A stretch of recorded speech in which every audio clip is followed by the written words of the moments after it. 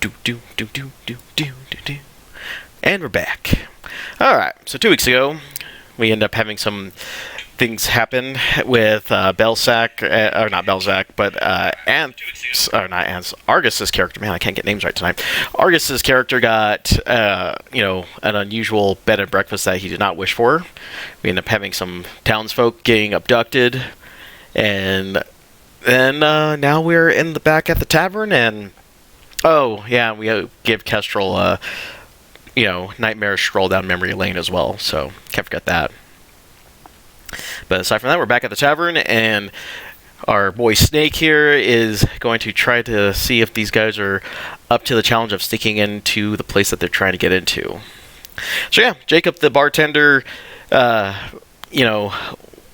of presents Mr. Snake, and he takes the cigarettes that were given to you in the palm of his hand and kind of opens it up, and it's like, inspects the cigarettes, like, oh, this is really good quality.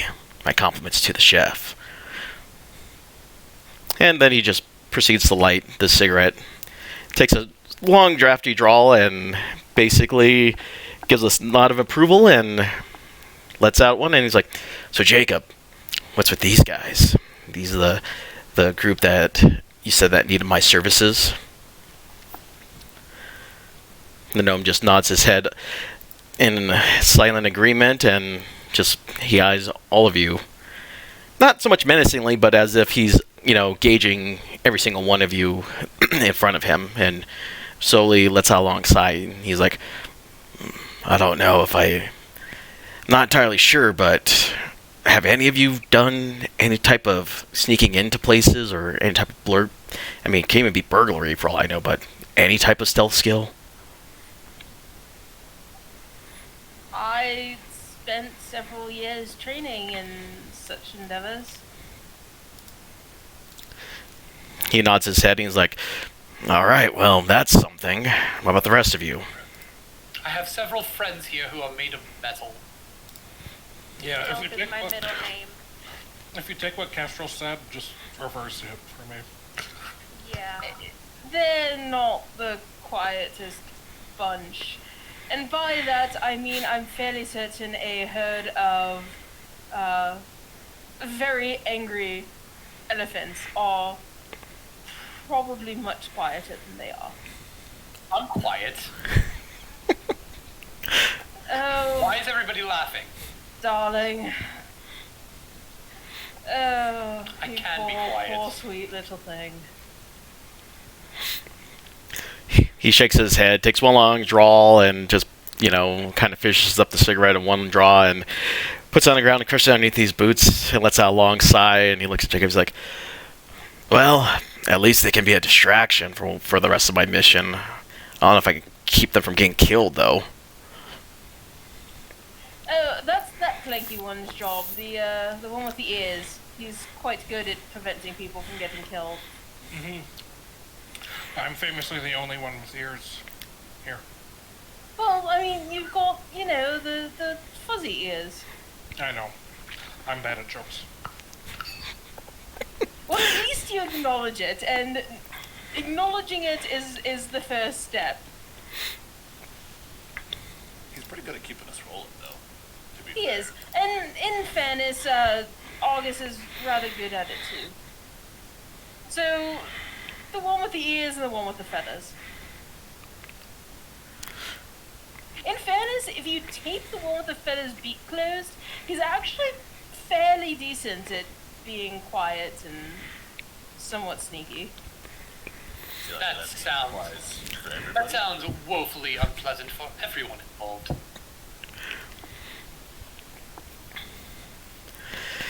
He kind of just, tightens the boot. He drops to a knee, just draws his boot laces and just kind of laces up his equipment. He's like, well, he points over to Kestrel. He's like, you, can I have your name, please? Kestrel. Kestrel. He kind of looks at you and he's like, you certainly move quiet. Or at least you have the appearance of. He's like, have you ever heard of the Gray Man potion? Uh, yeah, you can roll me a history check if you like. Okay. I have not. It's a 9. He's like, not surprised. It's not really found too much outside this place. You kind of need, how can we put it, Nerdy's influence to kind of pull it off. Let me put it to you this way. When you walk into a tavern and you're not actually looking out for someone, how often do you actually spy the barmaids or the cooks in the background? Right?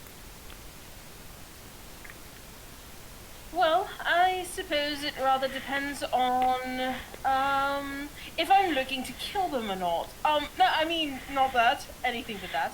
I suppose it depends on how likely I think it is that someone's out to kill me. I tend to pay more attention then. He's like, let me give you the scenario. Let's just say that you're just trying to find, just a place to eat at. And you know that the area is in your hometown. And you're kind of on vacation. Are you actually paying attention to the barkeep or the cooks or the waiters or the servants in the area? Or do they just kind of blend in the background? You're asking me in my home if I'm paying attention to this. In my hometown and the place that I'm from. Yes.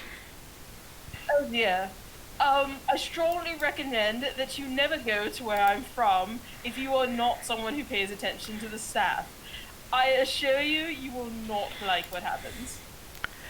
He kind of shakes his head. I think I'm asking the wrong person. I completely understand what you're getting at. I'm just saying, don't trust the food in the Feywild. He kind of, he arches his eyebrows, like, you're Fey type. Oh, that explains a lot. Well, come on. Everybody pays attention to the staff everywhere. Just ask our little dwarf friend Jensen over here. He's definitely a person we pay a lot of attention to. His name is Jacob. He is a dwarf, though, right? You're mixing him up with Tatonka. She's the other one who works for you.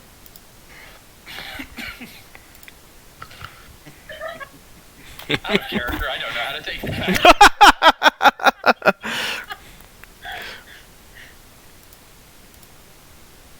Oh, apparently I didn't realize what was going on. Okay. I just sort of assume that Argus thinks everyone works for him. Okay, I mean, he's like, the point I'm getting at is if you're not actually looking for someone, they kind of just blend in the background, correct? You just don't even bother to see anything past, what's right in front of you, because you're just kind of understanding that's just part of the natural habit, kind of like tree branches in the forest or something to that effect, right? Yes, you don't see the trees for the forest. I get it. He brings out out of his pouch that he has in his back hip pocket. He's like, these vials kind of just do that.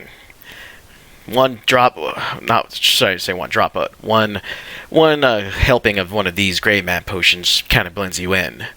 That way you don't have to worry about disguising yourself too heavily or having to do anything. People just kind of assume you're just part of the background. So obfuscation rather than invisibility. I understand the concept. Precisely. Have you had any experience with that? I have not used such effects myself, but there are things that I've encountered that certainly do. Kind of looks at the rest of the group. How comfortable are you about leaving your weapons and armor here as we go on? They might draw too much attention. That's a hard no, sir. He kind of just nods as I see. Well, this might be slightly more difficult. Then he looks at Jacob. He kind of looks at him. How many do we have? And Jacob's like, you only use one, sir. We might need two. You just see the poor halfling just kind of goes up. He's like, do you know how hard it is just to even get one of those? He's like, yes, but I don't have a lot of options here. The poor Jacob sighs, and he's like, all right, well, I hope I get that delivery you promised. Snake just nods his head. He's like, no worries, my guy got you. And you just see him just kind of scurry off to the side.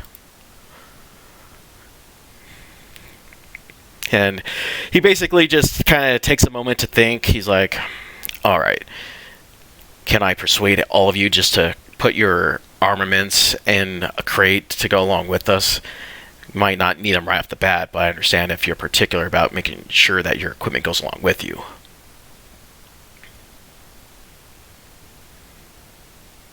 I have no qualms one way or the other. But I know that other people use weapons and armor and the like. Armor is not a problem, however, I feel rather uncomfortable being entirely disarmed. Second one, I at least need my weapon. I can put my armor in there, but I gotta have some way to defend myself. I'm kind of the opposite, that I'll be far less effective without armor. But if it draws attention, I'll just take it off. I'll be fine. Belzak, you don't have a way to, like, to obfuscate your weapon and call it, like, from a distance? It's not a thing you can do? Oh yeah. Good point. I'm alright, never mind. Snake kind of just looks at you and essentially just kind of reassures you, like, don't worry, your weapons will be in reach. It's just that, for our intents and purposes, as long as we're moving around in there, it'd be best to leave them in a location not secure. Since you're not brought up about the fact that, how I put it, since you're not in the operations business like I am, where you're just trying to procure items on site, I completely understand your hesitation about it.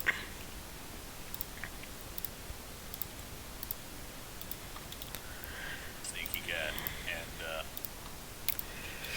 if anything goes bad, that's kind of all I got. He kind of just nods and is like, understood. Well, at least for now, we'll go over the plans on and as we infiltrate the area, we'll go over that. I at least have a general idea from my contacts from the inside. Okay, so I need to enforce you guys on the current map. He pretty much lays out a huge piece of parchment, and he's like, this is the basic floor plan of the villa, part of the villa that we're entering. The Twilight Villa, as we've called it, may be on the surface a bright sunny place where people go to gather. However, we're also in the position of the fact that there's some dark undertones. We don't really have any idea what's underneath in the basement levels, but at least on the surface we can find out a few things. He points down to the southern section of the map where you see 3 loading docks. He's like, the loading docks will be our infiltration point. We'll go in some crates and essentially enter our way in. We'll disguise ourselves as a member of the cleaning crew. We have procured some IEI uniforms for that. The hard part will be ensuring that we don't draw enough attention to where people want to use us for any type of goods. Thankfully, they separate cleaners, cooks, and everyone else into things, so we'll just go in as the garbage men. Or people, I should say. From there... Are you... Yep. No, go ahead.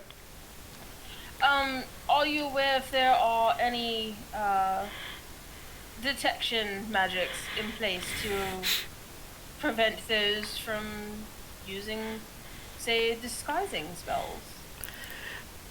He points and he's like, you've got a good head on you. That's exactly why we're going with obfuscation rather than invisibility. They'll pick up on invisibility, but they're not looking for people who are just trying to blend in. Plus, the uniforms doesn't draw us anything. The magical effects are so minimal that it barely even picks up on the radar. So you're saying they actually have something looking specifically for magical effects, because some of us do have spells that would allow us to, say, wear our armaments but not have them visible. He kind of looks and he's like, the other problem that we also have is that the sentries in some areas are pretty good about picking out that sort of thing. That's why he basically points out that he's like, as long as we try to blend in with more being in the background, we'll be all right. But practically wearing an invisible sword might draw some things, draw attention to ourselves. But he kind of points... exactly. He points out that your weapons and armaments will be in the south section in a crate that will be labeled as hazardous. So it won't actually draw anyone to anyone's suspicion that isn't going to want to handle that material. Don't worry, we'll be able to go in and out. I happen to have the credentials we need to move in and out as the head custodian for the day. The next area will be just north of that. That'll be the kitchen area. Shouldn't be too bad. Most of those guys are working so hard. There's such high stakes at that thing. Apparently the cooks there are so hard at work and focused that they really don't pay attention to anything. We can just proceed through. Now, here comes the hard part. We need to move through the central area here, the center plaza. I don't know who's going to be in there, but it's best to try to ensure that we don't draw attention. There could be high-level executives with their guards or anything of that nature. One wrong move, it's game over.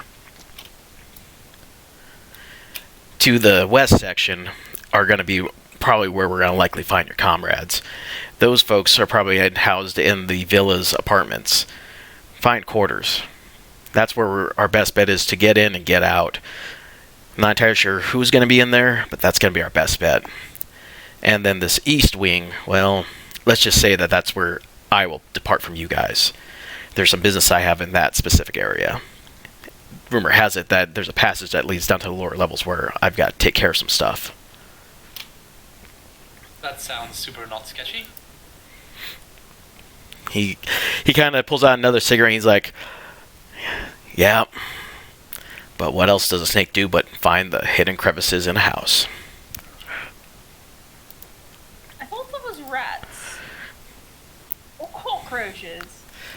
He kind of looks at... One mouse a month and then the rest of the month digesting it? He kind of just looks, he's like, oh, I'm hunting for a rat, all right. A big one. Wouldn't a big rat have more trouble getting through cracks in houses? Wouldn't it completely defeat the purpose of being a rat? Alright, we've got metaphors. Right, we understand how metaphors work. Let's move on. Yeah, he basically, he just kind of rolls up the map a little bit. And he's like, we're not really particularly worried about anything else because if we can get in and get out, we'll be all right. But if not, well, I just hope that you have your effects in order. It could be a long stay in the villa, and I'm not talking about the apartments.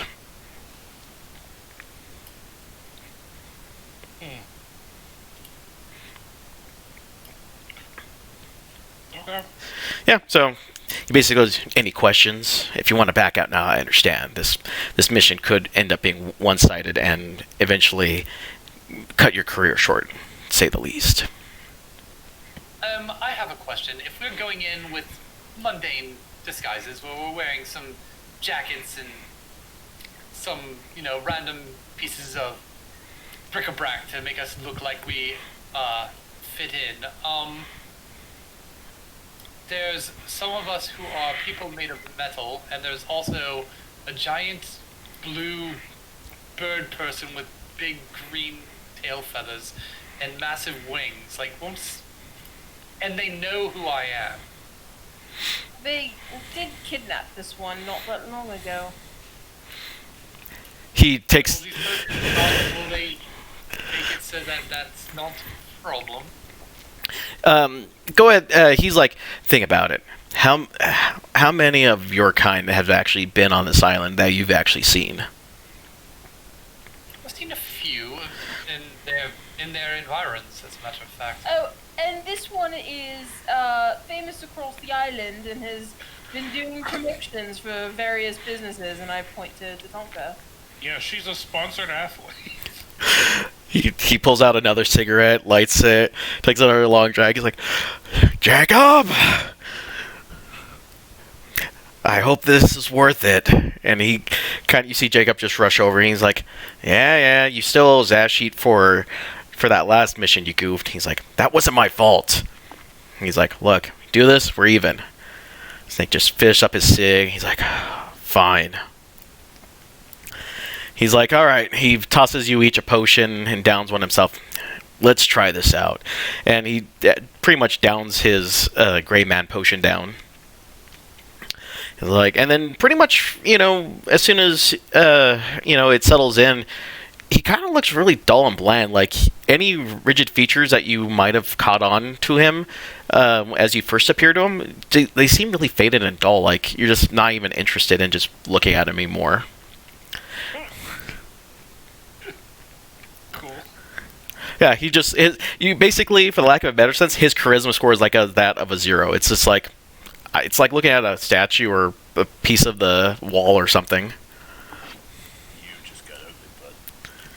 Oh, not ugly. It's just there's no charisma. There's no discerning features. It's like you're just looking at a dull portrait essentially that you lose all interest in. Can I be against something?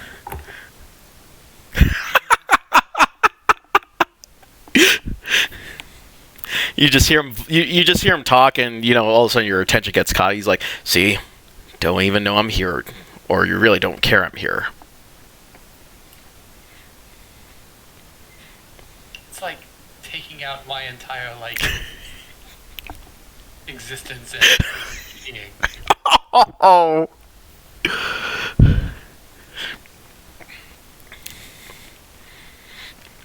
It's fine, I'm sure. Well, it will make a fantastic story, and you'll finally know what the rest of us feel like. Did you just call a group undiscerning? Is that what I'm understanding? That's exactly what happened. She knows how to talk to artists. Oh man. So yeah, you see him take the potion, and so yeah. Sorry, I was gonna say you see the potion take effect, and he's like, "This lasts about 12 hours, so she gives us plenty of time to get in and out." Again, you don't have to come with, but you're definitely gonna be drinking that potion if you're coming along. Well, it's everybody else's call. If you're not comfortable, I suppose, being separated from your weapons or your entire personality, stay here. Well, I suppose, whether or not we Put it that way. whatever we decide, the timer has already been started, apparently. So that decision's been made for us. I shrug and drink the potion. I'll drink the potion and hold on to my ears and make sure that they're still alive. What's your take on it? Or you coming along with us? Lord just nods his head. I mean, and he instead of drinking it, he just pours it on top of him, and you start seeing the metallic. You see the metallic shine, the metallic shine that once made him very apparent. Just kind of seems dull. It's like again looking at a very dull statue. Did we ever clarify if he rusts when he comes into contact with liquid? No, he does not rust. Damn. I feel like you missed a really good spot for an herbal essences. This is anti-herbal essence, man. So, Yeah, that makes you shinier. This is making you dull.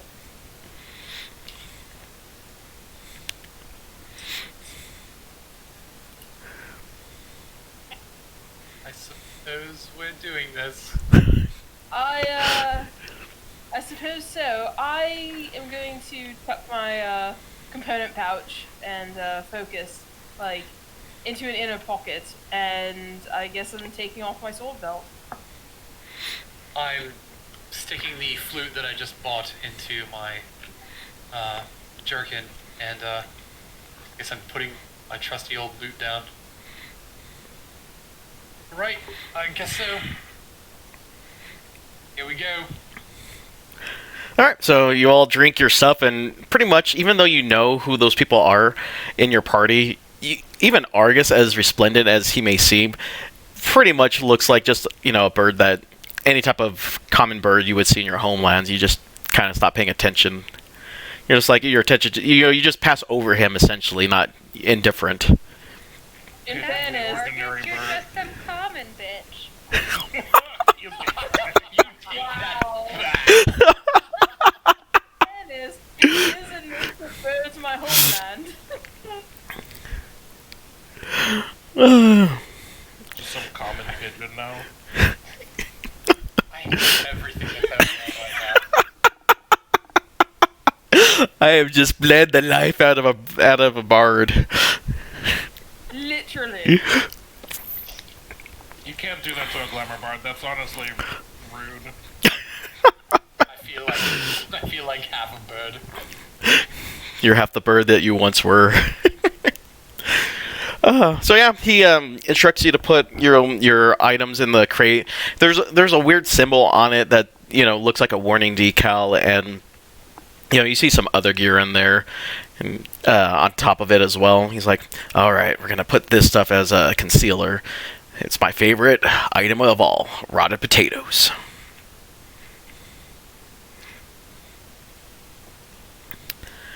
But anything with oranges.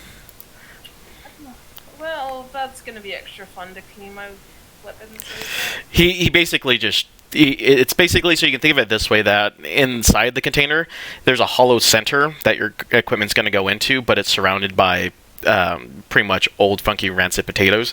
So your equipment isn't going to get disgusted or disgusting or anything like that. It's just it's just there, so if someone peers into it, they're just seeing just bad potatoes.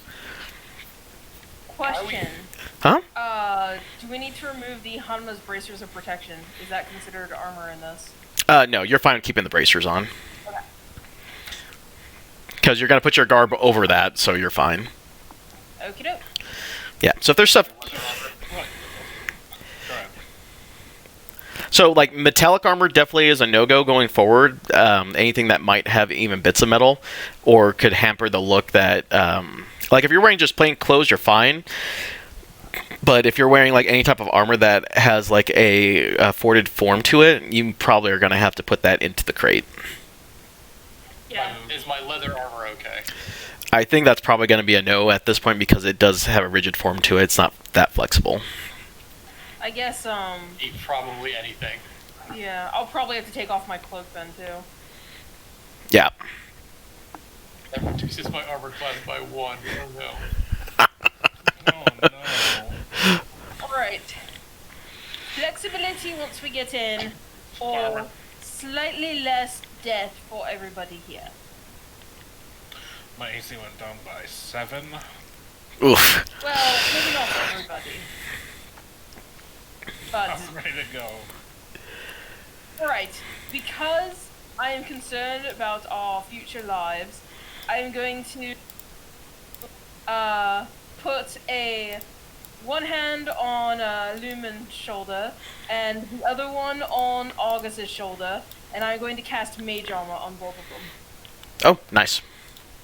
What's energy armor, like 13 plus dex? Yeah. Yeah.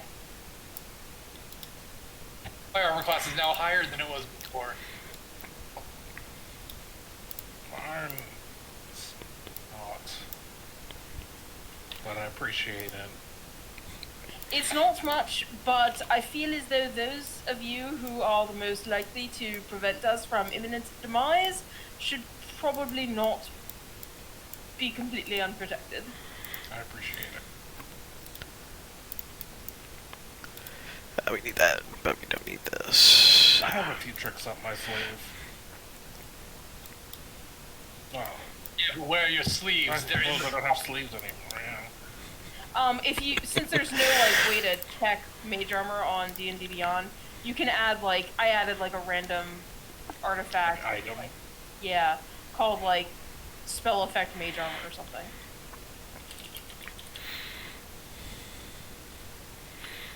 You can find them pre-made on here by other people in the Nice.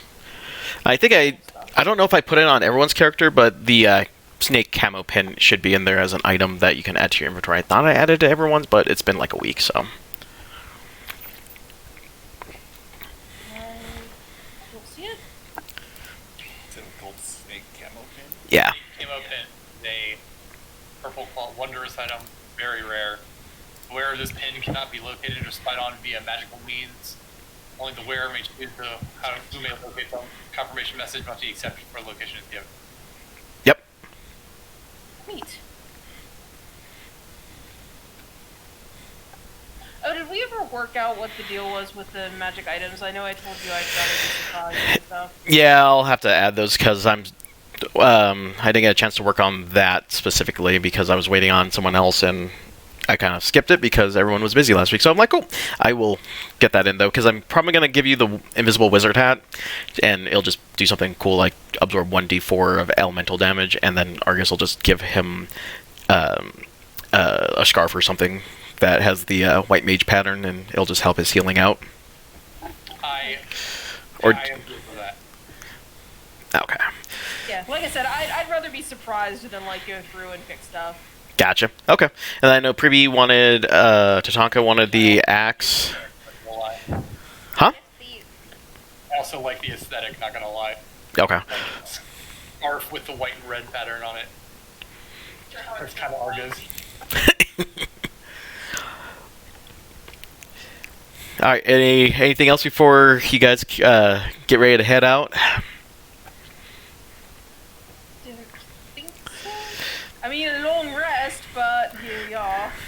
Right. Well, Valorant, he's already drinking the potion. Yep. Yep. He points to another crate. He's like, "All right, we're gonna go into this box. You must be one with the box." Yes, we're going into this. Hey, you see Jacob just kind of drag out a huge crate essentially and puts it in front of you. He's like, "All right, all you guys are gonna need to squeeze into this." Let me put the. All right.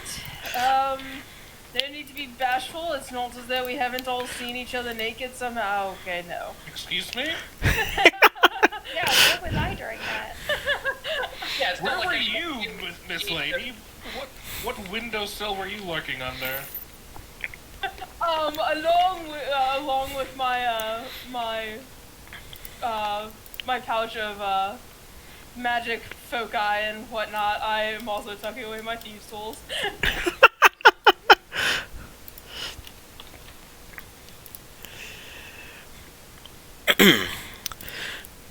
You notice that Useful just kind of sits inside the crate, laying in a lay down posture. Now, there's a good point. Shouldn't we be leaving the dog with the rest of our weaponry? I mean, first of all, he doesn't have a potion, and second of all, I don't know how you can really camouflage a giant metal dog. We did it with a metal man, so... Yeah, Snake just goes over and pours it onto Useful, and Useful just kind of starts blending in like Lore does, and it's just kind of like, you know, if It's a service dog. It will bring you your drink. right. We're not there. We're not in the JoJo references yet. We'll get there one day.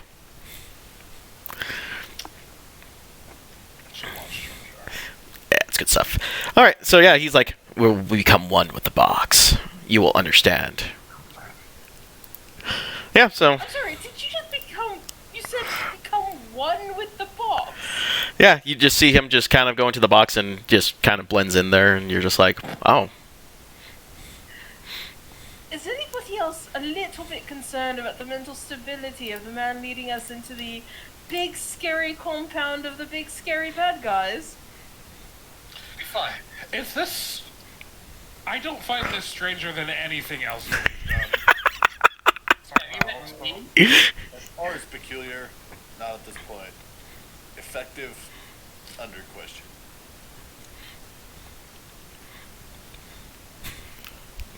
I remember that all of you since the beginning, so this Castro. isn't really anything new. Castro, become one with the box, and I go climb in the fucking crate.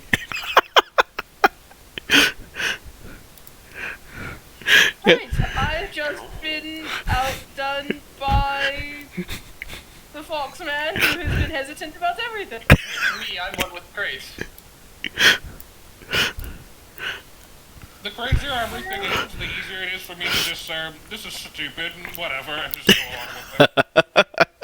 So, how packed, like, sardines are we, you know? Are we, like, you know, I'm getting, like, punched in the face by somebody's, like, knee? I mean, it's a 10 by 10, so it's gonna be pretty snug in there." It's not my knee. What You else have is the it? cloaca, what do you mean? You don't have the kind of equipment that you're hinting at that you have. We've gone over this. If that's the cloaca, I'm leaving this.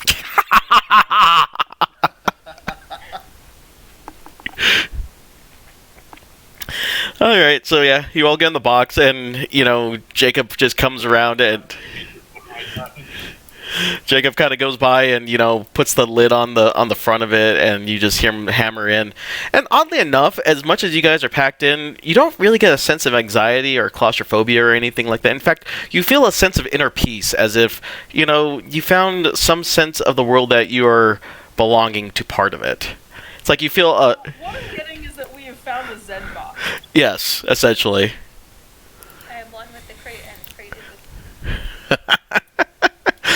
We are all the crate. The crate is all of us. Right.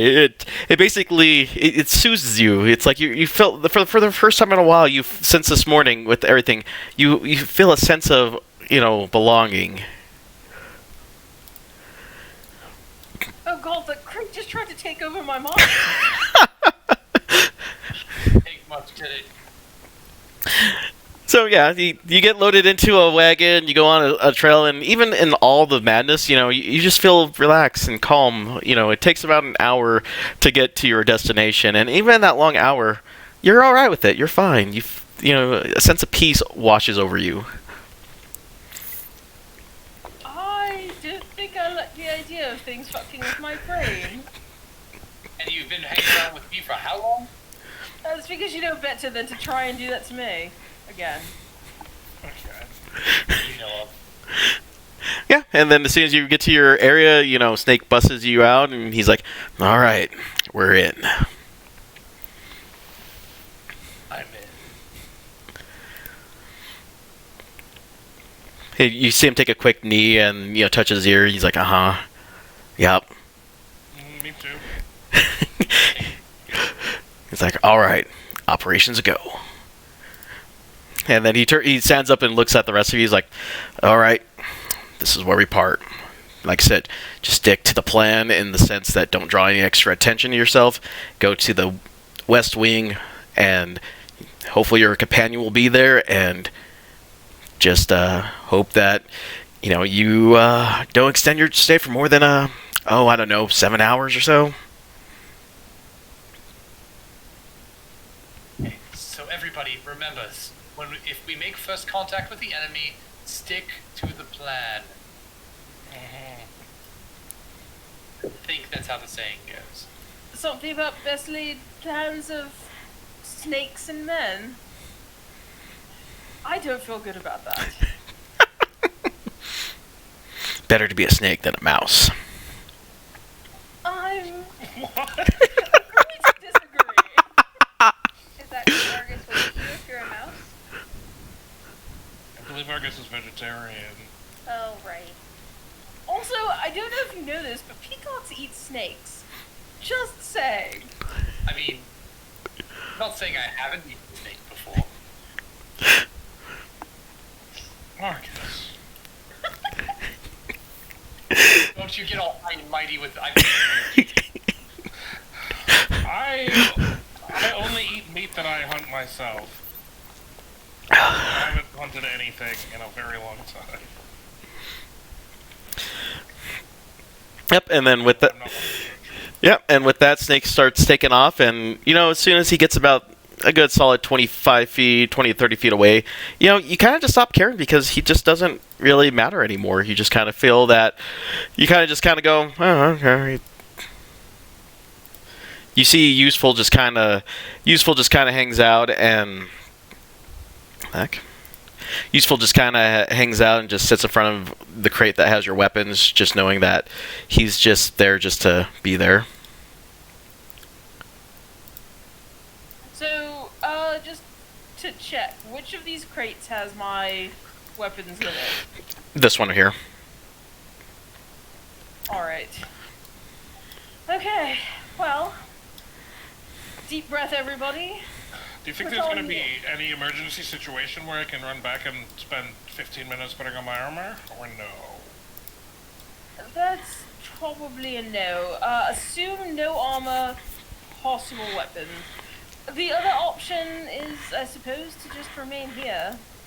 No, I'm coming. Okay, so in the loading docks, are there any people around? Yeah, but they're just kind of just your run-of-the-mill employees. They're just kind of going in and out. They don't really pay you any mind. They're just kind of going in and out of this gate. You just see this gate kind of slide in and out. You know, every about 10 to 15 minutes, you just see people coming in and out. They just kind of come by, grab stuff out of the crate, and then just, you know, walk back and forth. You can obviously tell that they're just, you know, low-level, you know, people over here. And I know there was talk of disguises. Are we disguised? Yep, you're wearing the same kind of garb they are. You can just tell that, you know... Actually, go ahead and roll me an insight check. I check.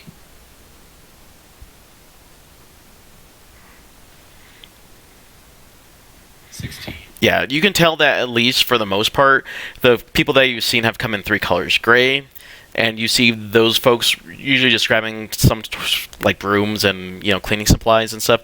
You see folks in red, and they've been grabbing things like linens and cloths. And then you see folks in green that have been grabbing like vegetables and other cooking items. So those are the folks that you see coming in now, and they really just don't pay you any mind. And what are we dressed as? As Gray. Okay. So, think like cleaners. That's what I'm getting from all this. I suppose so. All right. Well, there's no such thing as a small role, so dive into it. Yep. So, you know, like I said, there's just people just coming in and out. Not even anyone just even giving you the time of day. They're not even, you know, they'll look in your direction and they just kind of get back to their tasks. They're just not even caring. It's just kind of like if you were just to walk into like any office and, you know, just wearing just what the fashion of the day is. People just kind of see you just as a face in the crowd. So, yeah. Yep. So you guys got to make your way north then. We're on our way. We're here to clean the living area over to in the western wing. Right? That's what we're here for? Correct. All right. Let's go do it. Everything will be tickety-boo. Before we go anywhere, too, I would like to just kind of check and see if there's anything around that we need to worry about as far as like the surroundings going forward. If you're asking about like security guards and stuff like that, there's no one in that. Security guards, traps, anything like that. No, as far as you can tell, there's almost no security in this area. People are just kind of going in and out of the workplace. In fairness, I want to meet the sadist who puts traps in the like larder slash like cleaning supply storage area that is being actively entered and exited by their entire kitchen staff. Like, what kind of hazard pay would those chefs be getting? Near enough. Oh god, the new sous chef just like fell into the pit of spikes. Oh, sorry. The The waiter just set himself on fire again. Someone get the fire extinguisher. Well, it saves us on actual repair cost for our oven. If you just like step on the third panel in and just like boom. At least you don't have to worry about like accidental injury insurance claims because they'll just be dead. That's how you Fine. keep costs down. you just cycle out people. You don't have to worry about, you know, that yearly review for the cost of living increase raise that you have to give them. They'll be dead by the time they get there. The only real problem is, man, that turnover. But if you survive, man, you got some survival skills. All right. Make sure you have a hell of a training staff for every new week you're getting employees. That's the real job right there. All right, you guys are gonna make your way north then. Yes. Yes. All right, so as soon as you guys start moving north and you see the gate in front of you, that gate takes a second and just kind of takes a minute, and you know you just see a light just kind of illuminate just for a brief moment in a dim glow, and it just moves out of the way for you. Excellent. Convenience. That's suspicious. back straight, and I'm just going to With not put confidence. utter confidence alongside August straight through the kitchen. Belzak, I need you to make a history check with advantage. Okay. Do we need to come up with specific order, marching order? It's whatever if you guys are gonna go through. 14. Belzak, as you are approaching the kitchen area, you see a familiar-looking gnome halfling with a large whisk, and you just see him prepping up a large amount of pastries, and you hear a familiar hum, and it takes you back to the days when you were on the ship. It is Rodney Cakesmith, your old cook that was on your ship that you got your culinary lessons from. Sorry, you said Cake Smith? Yep. Really? Or, That's what I just said. Yeah, she did just say that, but... just wanted to be sure I understood. I'm going to choose to ignore him as we go to try and find our complement. Okay. I need you to make a wisdom saving throw for me real quick.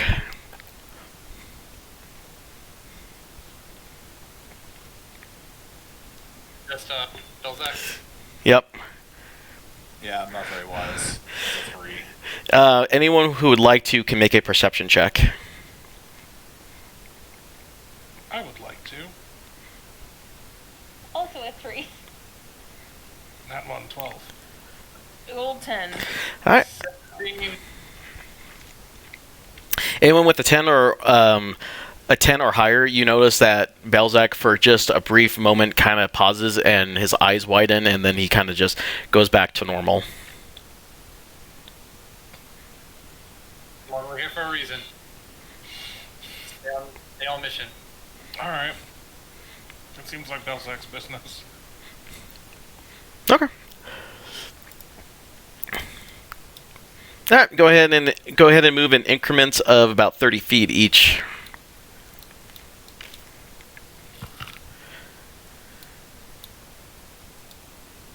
Go north 30 feet. Yep, go north 30 feet, and go ahead and make me another perception check, everyone.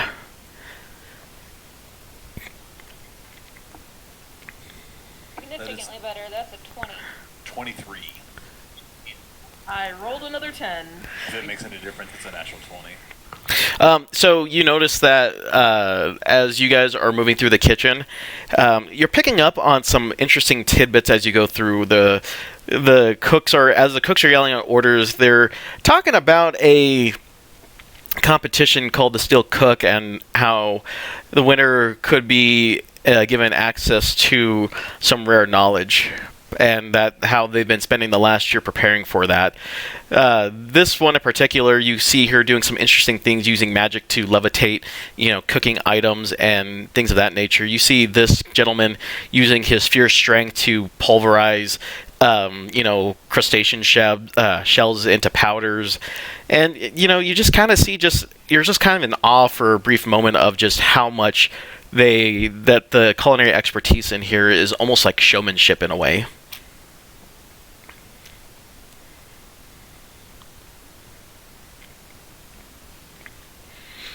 Fascinating. It would be amazing if, at least something to watch, but, again, let's stay on mission. Alright, yeah, so go ahead and advance. You guys can probably go ahead and advance right into the courtyard at this point. Alright, it is time for the fun. Alright, I actually will move your guys' tokens just a little bit. Oops. Because I did not think that I placed that entrance right there. So yeah, as you guys are kind of just moving through, you take notice that the let's see here, shows player. Okay, it is time to do all the things.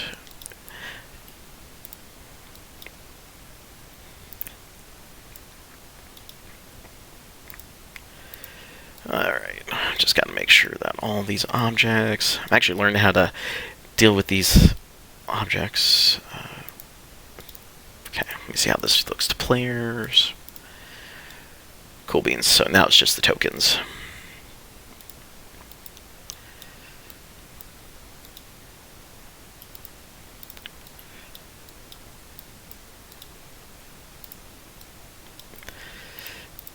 All right, so as you guys enter, the main garden area where everyone's hanging out, you see some really well-dressed and well-poised individuals kind of just enjoying, the comforts of, pretty much a nice spring midday afternoon lunch. There's, some people playing some music in the background. There's a gentle breeze flowing through. Go ahead and all of you can go and roll me a perception check again. Perception? Yeah. 3. Bruh. 18. 13.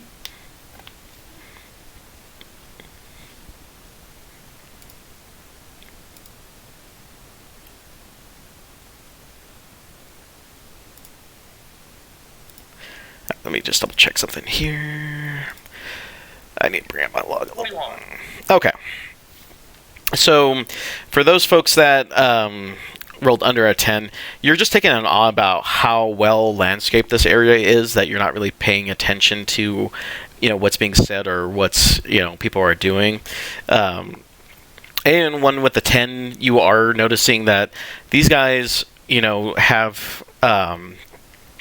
the way that the waitstaff are treating them, they're almost seeming like they're someone important, and that you're having a hard time just kind of focusing on a specific voice. Now, everyone with a 15 or higher, sorry, we got a 13 in there, so, yeah, sorry. So anything with a 15 or higher, you start making out a couple of things. Argus in particular, with your 21, you can pick out all these conversations that are going on bit by bit. You hear this tiefling over here kind of mumble about how, acquiring... how acquiring you went south, and how had he been in charge, you wouldn't have been able to see the light of day until he got the information. He's just kind of grumbling to himself as he's just chowing down. And then these two folks are discussing some interesting information about how this guy's calling out, this guy here is Calamitous. He's kind of calling out the fact that calling this guy out for the fact that for being the foremost authority on nerdy information, that they still haven't figured out why none of their people have been able to get onto the scoreboard, and he's just kind of railing into him and just kind of clapping back at the fact that he is just saying, well, you haven't done anything to further our reach, and at least I have ideas. And then finally, up in the corner, you're barely able to muff out about the fact that these two gentlemen are having a heated argument about the fact that, they're needing to conscript and better adventurers, and that they need to do a better job with their spy networks. So essentially, you're just kind of in this huge plaza of higher-up executives that are all just kind of lamenting the fact that they're, you're kind of handing their asses to them in this contest, but they're pretty much in the point where they're kind of taking steps to address that discrepancy in score.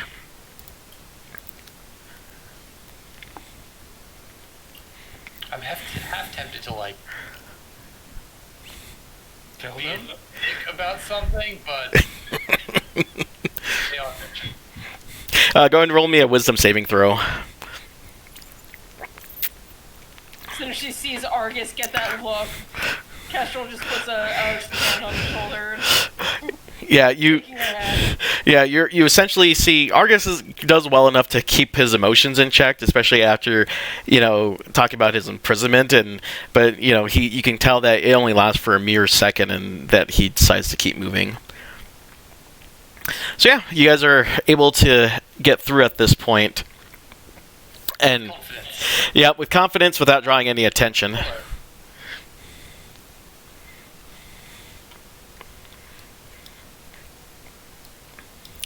All right, so yeah, as you guys are moving through, you just keeping an eye out. No one's really drawing any attention to you. No one really pays attention to the cleaning crew at this point, and even the waitstaff are just kind of hurrying about and not paying any mind as they're trying to refill drinks and grab food and everything. Yep, and then you enter this long hallway, and, you know, for the most part, you guys got through without grabbing any attention to yourselves. Sick. Alright. Well, and we're walking. We're looking for... Yep, and then you get... Yep, go ahead and proceed to the rug. Alright, so yeah, as soon as you enter the rug area, let me go ahead and... Yep, you see nothing, so excellent. Hey, the hidden features are working. Oh, that would not part of just the natural background.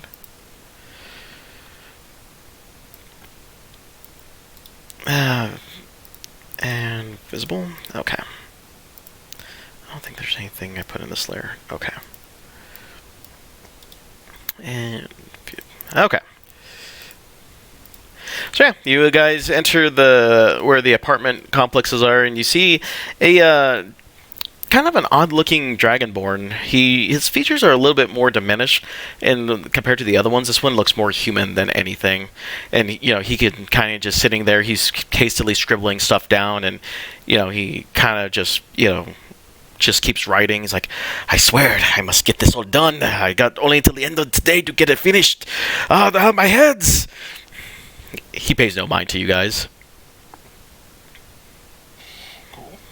Okay, then I walk brusquely and with confidence past him towards the back end things. Same. Same. While still very heavily thinking about my friend back there. Yeah, and you know, all right. And then at this point, you guys are now in the apartment area. Alright, we're here to clean the apartment, so let's take a look and see if we can find anyone that we recognize. So let's So what you're saying is find the dirtiest apartment and clean it up. it's the role of a lifetime. I feel as though your character here needs a backstory. Something tragic. A bit of drama.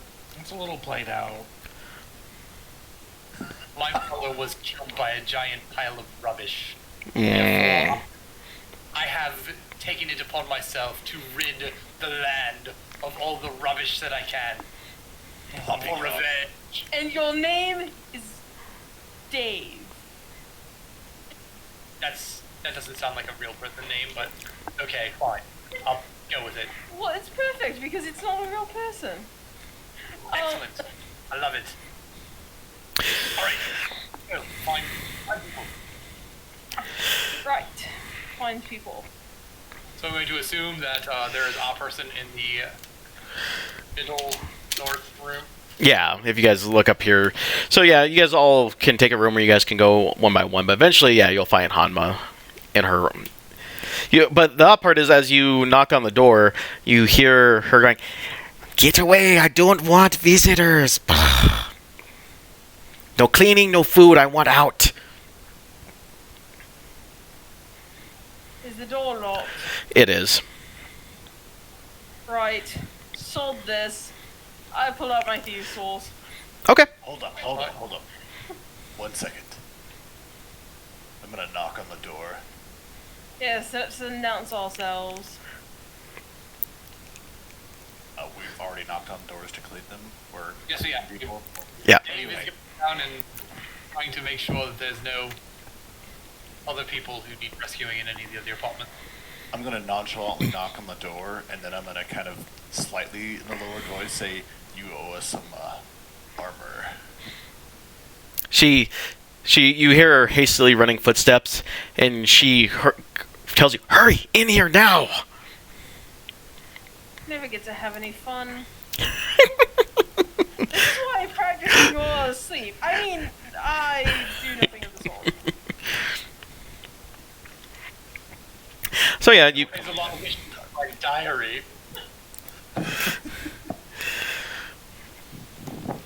Yeah, I'm going in. I'm wondering. That was the point of this. right. One or the other. Yeah, you can see that, Hanma has, a platter of food, near her nightstand, and she really hasn't, you can tell that she really hasn't ate or drink anything so far today. And she has just a concerned look on her face. She's like, what are all of you doing in here? Do you know where you are? Oh, we are quite aware of where we are. We're here, and see if you could follow along with this to rescue you. She narrows her eyes. She's like, rescue me. She kind of sighs. She's like, who put you up to this, Zashit? That old fool. No, you're- He was taken too. Mostly your son, who is extraordinarily worried about your well-being. And also there was someone whose name I can't quite remember. What was it? Oh, me. Right. She shakes. He also tried to kidnap me and try and get information from me, and I would not have any of that, so I am not for it. She gently purrs. She's like, well, I give you points for courage, but for intelligence, jury's still out on that one. Thank you. You're welcome. we You're take not what we the can first get. person to say that. She sighs. She's, Validation, to be honest. she sighs. She's like, so, what's your plan? Plan was to get here, and I didn't have much of one after that. Sounds like the person who helped us come up with this plan also didn't really get that far in his thought. Also, there were a lot more people who were kidnapped than just you. She looks at you and she kind of just goes, you can see her ears perk up and her eyes widen. She's like, how many? I don't know, there was that bastard at the hearth who apparently, after having drugged us, was, everybody's favorite person. He's not here. There was a fellow who sold this one the vegetable slicer. Oh yeah, I liked him. You should call him a swan. She, This one. Oh, this one. Come on. she kind of looks at you and she's like, by the tail of the Kashyyyk itself. Alright, well, that poses a problem. Zashit is really someone that we have to be concerned with because he alone has been probably the reason why that the island of, well, I say our piece of the island hasn't been acquired yet by this corporation. And now that they have him, that poses a problem for all of us.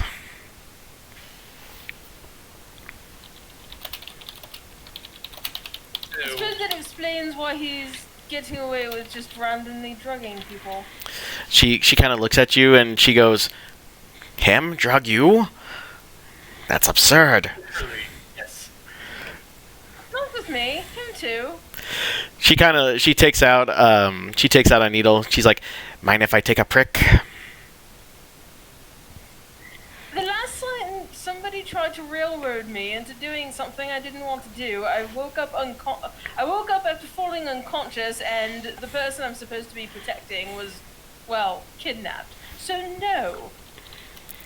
She just says that she just wants to take a droplet of blood. She wants to show you something. Do you have any idea what a droplet of blood can be used for? She takes a No. she kind of looks. She's like, if it makes any difference, I'm just going to use it as a medical check. Fantastic. It does not. Anyway, moving on from that, where is everyone? They kidnapped, from what I understood, possibly upwards of dozens of people, but there's nobody here but you. She nods her head. She's like, I came because they said they had a deal to make with me. Something about acquiring my shop and any information I had. It was more than enough to send me to retirement, but I initially refused. So now they put me here until I, quote-unquote, come to my senses. What does that even mean? Till I sell out.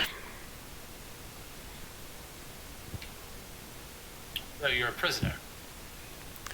Oh no, they say I'm free to leave, but arrangements would have to be made to ensure my safe exit out of here since I am not one of their employees. Do we count as arrangements? She kind of just pauses like, how did you even get in here? I know you didn't come through the front door. Have you heard of the box? She kind of just laughed. She's like, you got in that thing? I take it as a yes. I thought I was being mysterious. I guess everybody knows about the box. She laughs. She's like, only a few people have ever been inside the box. I missed that box. I feel like it's capital E and B. Yeah, it's the box is nice. I'm one with the box, and the box is with me. All hail the box. Can't we just go back through a box with the box? She kind of nods her head. She's like, yes, if we can figure out a way back without drawing too much attention, I'm sure. Well, it would have been lovely if we had another one of those potions. Too bad that the extra one was wasted on the dog. She It didn't even come with us. she perks up her. What potion? The one that's making us sort of fuzzy to look at. You hear her ears perk up. She's like, he perfected it? I mean, Oh, maybe good. not This if isn't we like didn't a notice. trial run or anything. Smashing. She kind of goes over to Laura and she kind of heads over to where Laura is and she kind of looks over and she's like, 1 second. She manages to find just a minute drop and puts it into a thing, and you see her do something really weird. I wouldn't say it's not like she's conjuring up anything, but it kind of feels like she's taking that droplet of whatever the left of that potion was, and she's just kind of taking it through. She's like, interesting. I think we can fashion one ourselves here. They're made out of pretty interesting ingredients. Listen, She's like, unless you have another plan of getting me out of here, maybe replicating this might be the best plot we've got. How long would that take for you? She's going, well, if we were able to get these items, it probably would only take me maybe half an hour to conjure this thing up. It's not exactly, how would I put it, difficult for someone of my talents. On the way here, were there any signs of any sorts of checkpoint that prevented use of magic that we saw? No, and in fact, the fact that you saw magic in the kitchen kind of insinuates that as long as, it's within certain limitations, it's fine. Then alternatively, I could just turn you invisible and you could just follow us.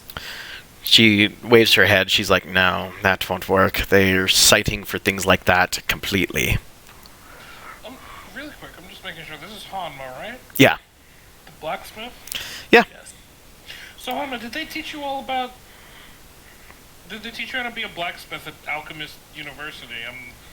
I'm kind of lost as to where the skill set is coming from. And the whole drop of blood thing, like, what do you do? She kind of looks at you. She's like, how else do we think I fit metal perfectly? With a hammer and Yeah. forging. Go ahead and make me a intelligence check. Like what? Intelligence check. Perplexed, I'm gonna make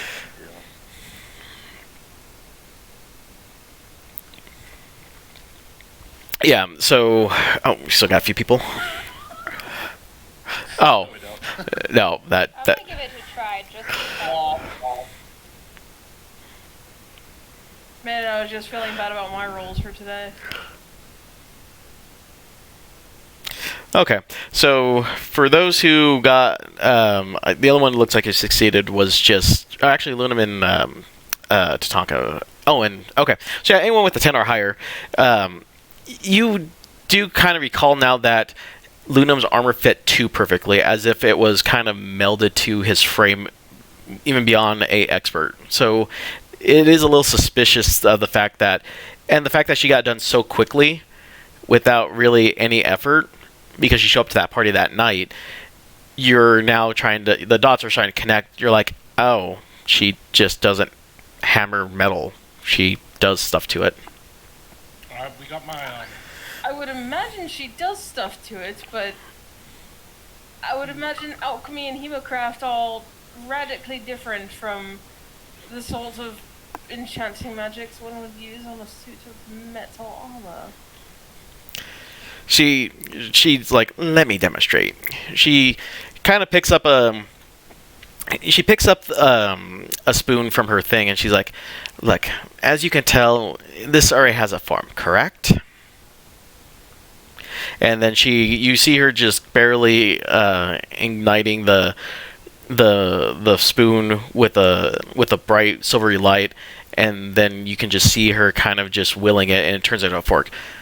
The only thing you really need to do is just rearrange things in a certain way by just channeling and willing the material.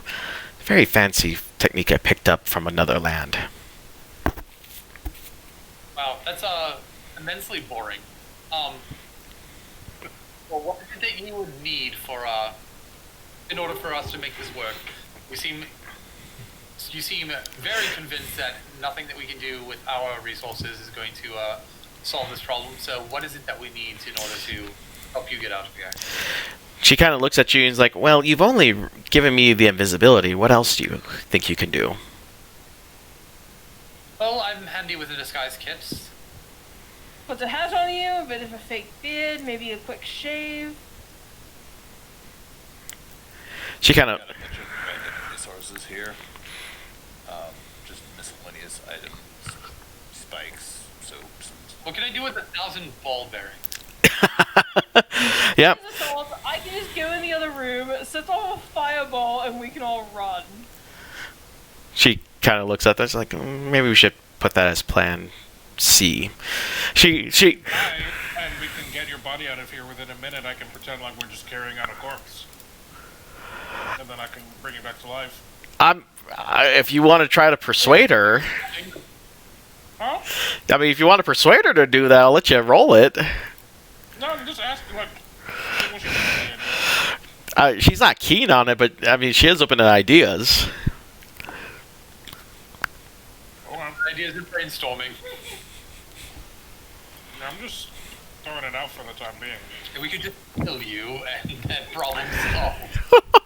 In fairness, that is the quickest way we could solve this.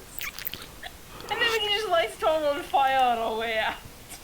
Yeah, if we're just employees bringing out a corpse of a kidnappee, then I mean, that's not suspicious. Look at the uniform. Facilities. We had to clean up the big messes. Unironically, yeah. I mean, Sounds like I'm joking, but I'm not opposed to this, train of thought. I just need you to give a convincing enough argument to get at least a persuasion roll to see if she'll buy it. I mean, I'm trying to convince her. I don't think it's a good idea. I just think it's not an atrocious idea. right. Okay with it, but is the thing is that that's not us walking out of here with Hanma does not solve our problem, That's a good point. We have more people to get out. and we don't know where the fuck they are. I mean, the point can be made too that you guys don't have to save the other folks. So, is anybody here surprised that the fellow who names himself after a serpent has led us astray and lied to us? How did he lie to you? Like that. He told us that we were looking for this place, and obviously the people we were looking for are not here. He said they could be there. Yes, but in his briefing, he said this is where they could be. He never mentioned anything about if they're not there where they could be. So we are left fairly high and dry. I feel as though we've been had. It feels as though he was using us to just cause a distraction To while tap he his did juice? whatever he wanted to do.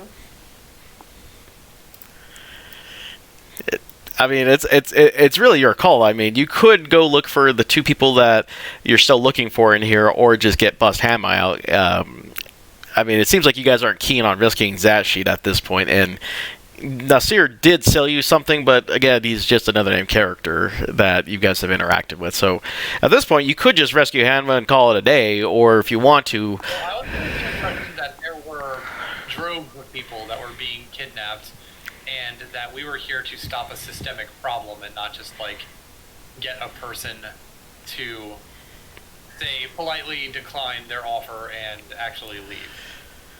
Again, it is your call. I mean, like I said, I'm just giving you guys the frame of you guys could do more, but this is kind of like, I wouldn't say the bare minimum, but this is who you guys feel like you want to got you invested in the first place to come here. So. And also, from her own words, she could just straight up leave and just say no, and they will escort her out. Right. It's just a matter of how long she's going to be here. So, again, it's in your guys' court as to what you want to do as a group. I mean, you could get her out, and that has an impact. Why don't we just fuck off and not do anything here? Like, and apparently they will just let Hama out on her own. Well, I feel like there's more sort of sinister background things going on. They're not just going to, like, let her leave whenever. Yes, how dare they put her in an apartment with food and water and the right to say, I'm not interested, and then they escort her out. See, they say that they will let her do that, but they haven't yet. And Did it's they not do that like to you, though? That's exactly what they did to you. It is. I mean, that's fair. You know, for a sinister, evil organization, they've done very little that has been sinister or evil. As a matter of fact, the most sinister and evil person that we've met in this town has been the barkeeper who drugged two of us. And he's the one here to rescue. I mean, at this point, I feel as though perhaps we should just join these people and, you know, tell them to keep the bloody bastard who drugged us. If I'm going to become evil, I'm going to do it in a far more interesting way. They're not even evil! Yes, roll a word.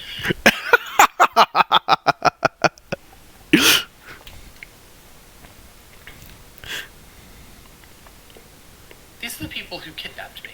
Under your watch. They're the ones who took me from out from underneath your nose and brought me to God knows where to take me and use me as means for them to succeed in what we're doing. And I am not on board with that. I don't know if you remember that, but... Oh, I'm not serious about joining them. I'm just saying that... Well, we need to give it to these people. We need to let them know that they're not going to win using these sort of shady tactics. Just confirming, you pulled her aside for this conversation, right? Yes. Okay. I'm just saying that while their behavior is rather sinister, the things that they've done are not particularly vile. I'll let them kidnap you next time. Do I wake up surrounded by handsome men and all the wine and food I'd like? Because, I mean, sure, it would be terrible, but, I mean, I've been through much worse. I'll remember that for next time. I'm not trying to belittle what And I happened won't. to you. Oh, for fuck's sake.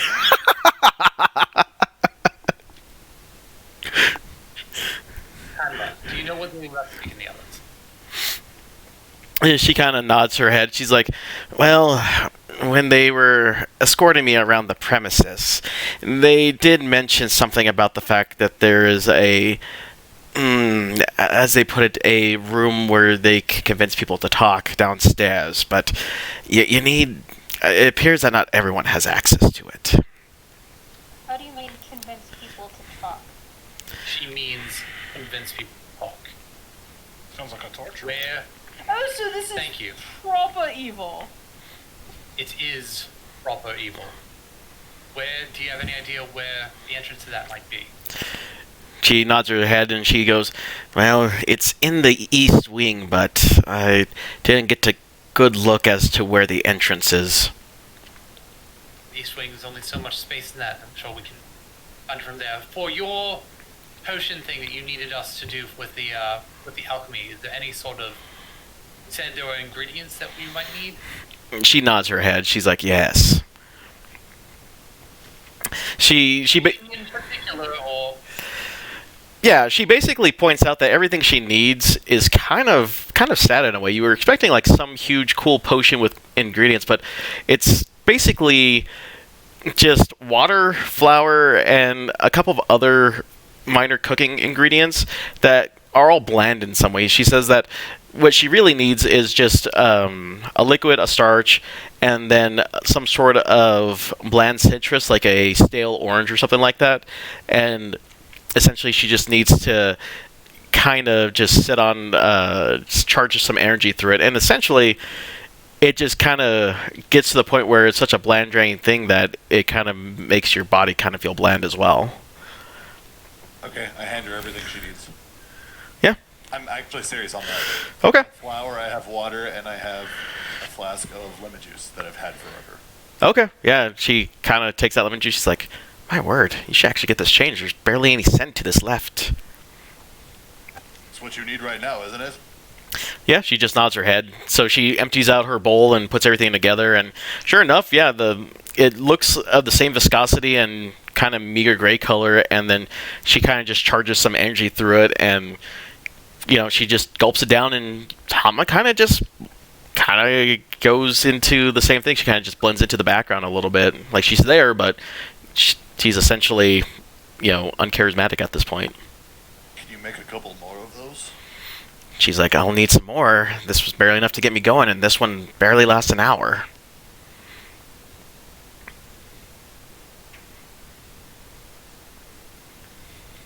So maybe we should take you to the box? She perks up. She's like, "The box is here." the box is here? Yes. She just kind of nods her head. She's like, "All right."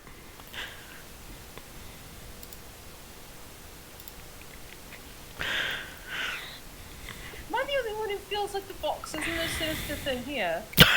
It seems to be worming its way in everybody's brain. You stop saying bad things about the box.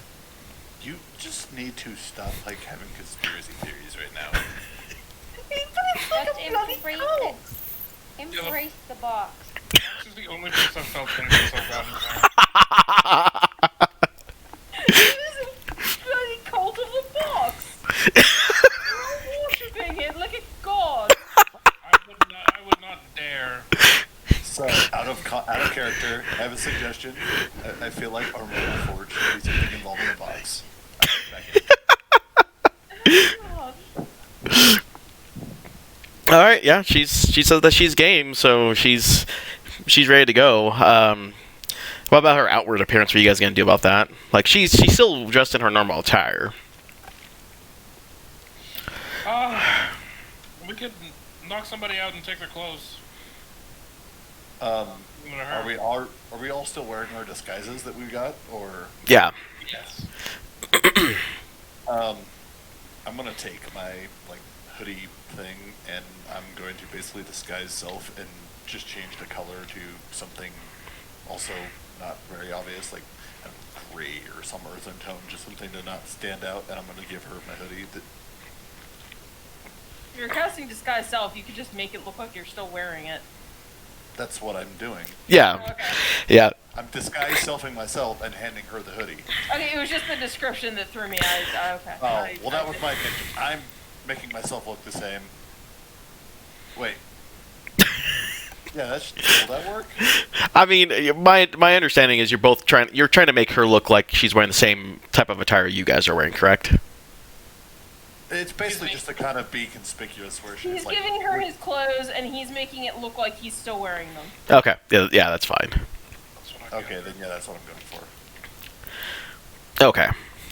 So yeah, from what you can tell, she's blended in a lot better now, and she could pretty much pass off as any one of you in the party at this point.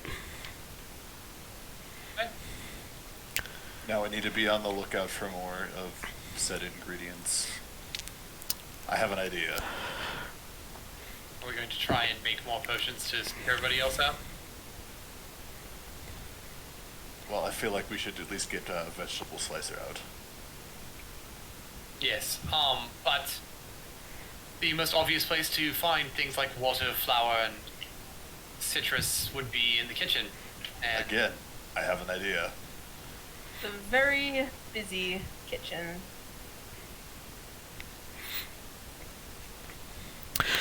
You're good at being sneaky, right? What, you we want? are both different kinds of good at being sneaky. I'm good at not being seen sneaky, and he's good at being sneaky right to somebody's face. I'm a very literal person, so let's go with the physical one, not the talking to people one. You say that now, but there's definitely going to be points when my skill set would be something you're glad that we have. I never said it wasn't. Okay, yes, so sneaking around to goes into stuff. There's somebody I know here. Uh-uh. And at the very least, I would like to talk with him, and you may be able to get the ingredients while I have him distracted.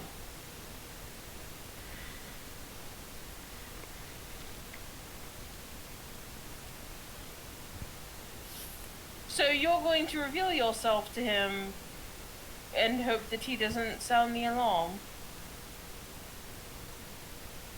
Yeah?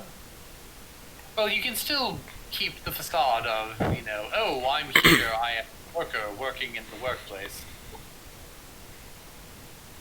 But it's somebody that I know. But you can let him know that, hey, this is Belzak, and I am here as a worker working in the workplace. Well, yes, no, that is my point.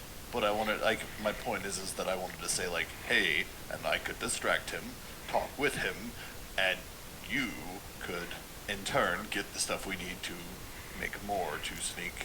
That sounds like a fantastic idea. It's not as though your name is on a giant scoreboard that everybody on the bloody island has seen. And on said bloody island, this guy already knows my name and who I am. But he doesn't know you're here. In his employer's workplace. And you're saying there's nobody that you would trust with your name? Do Nobody? any with my name? And I just look around at our group. No. We haven't revealed anything.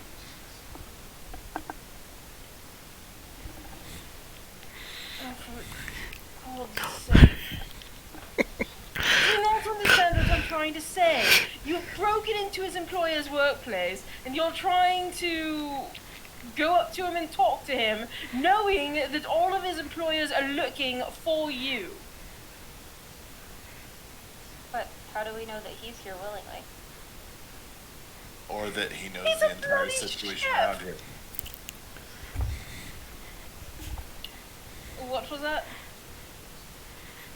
Or the fact that he knows the business of what's going on here. From what it looked like, there was some sort of competition. You might be able to get more information. I'm just Exactly. saying I'm not sure it's a good idea to reveal, hey, I'm Belzak, the fellow on the scoreboard.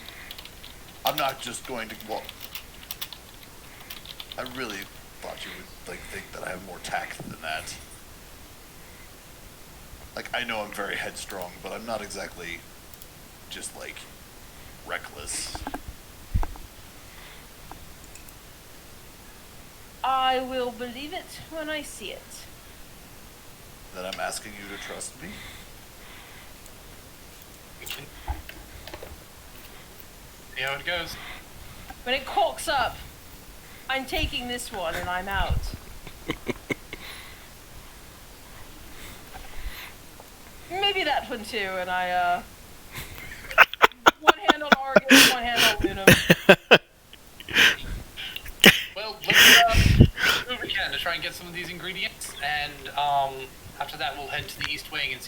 find the way to the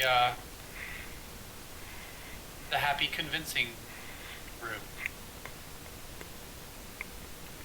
Sounds like a pleasant Speaking of which, is there any way that she can kind of describe roughly where, like, in the vicinity that is? The in terms of the East Wing. No, well, for lack of a better term, torture room. Oh yeah, she says that there's definitely it's definitely somewhere on the second floor that Snake even alluded to, that there's hidden levels underneath this one. So you're basically going to need to find the entrance to that in the East Wing somewhere. But you do know that there is a way to get down there, not from here, but over there. I think that was clear, right? So it's exciting. We can. So it's East Wing. There's probably a way down to said room. Mm-hmm. Yes, we'll have That's to what we're investigate that. ascertaining. Okay. Then yeah, I guess let's go ahead and escort her to said box then. To the And box. some ingredients. Okay. We're going to. Thank God we're going back to the box. Where everything makes sense.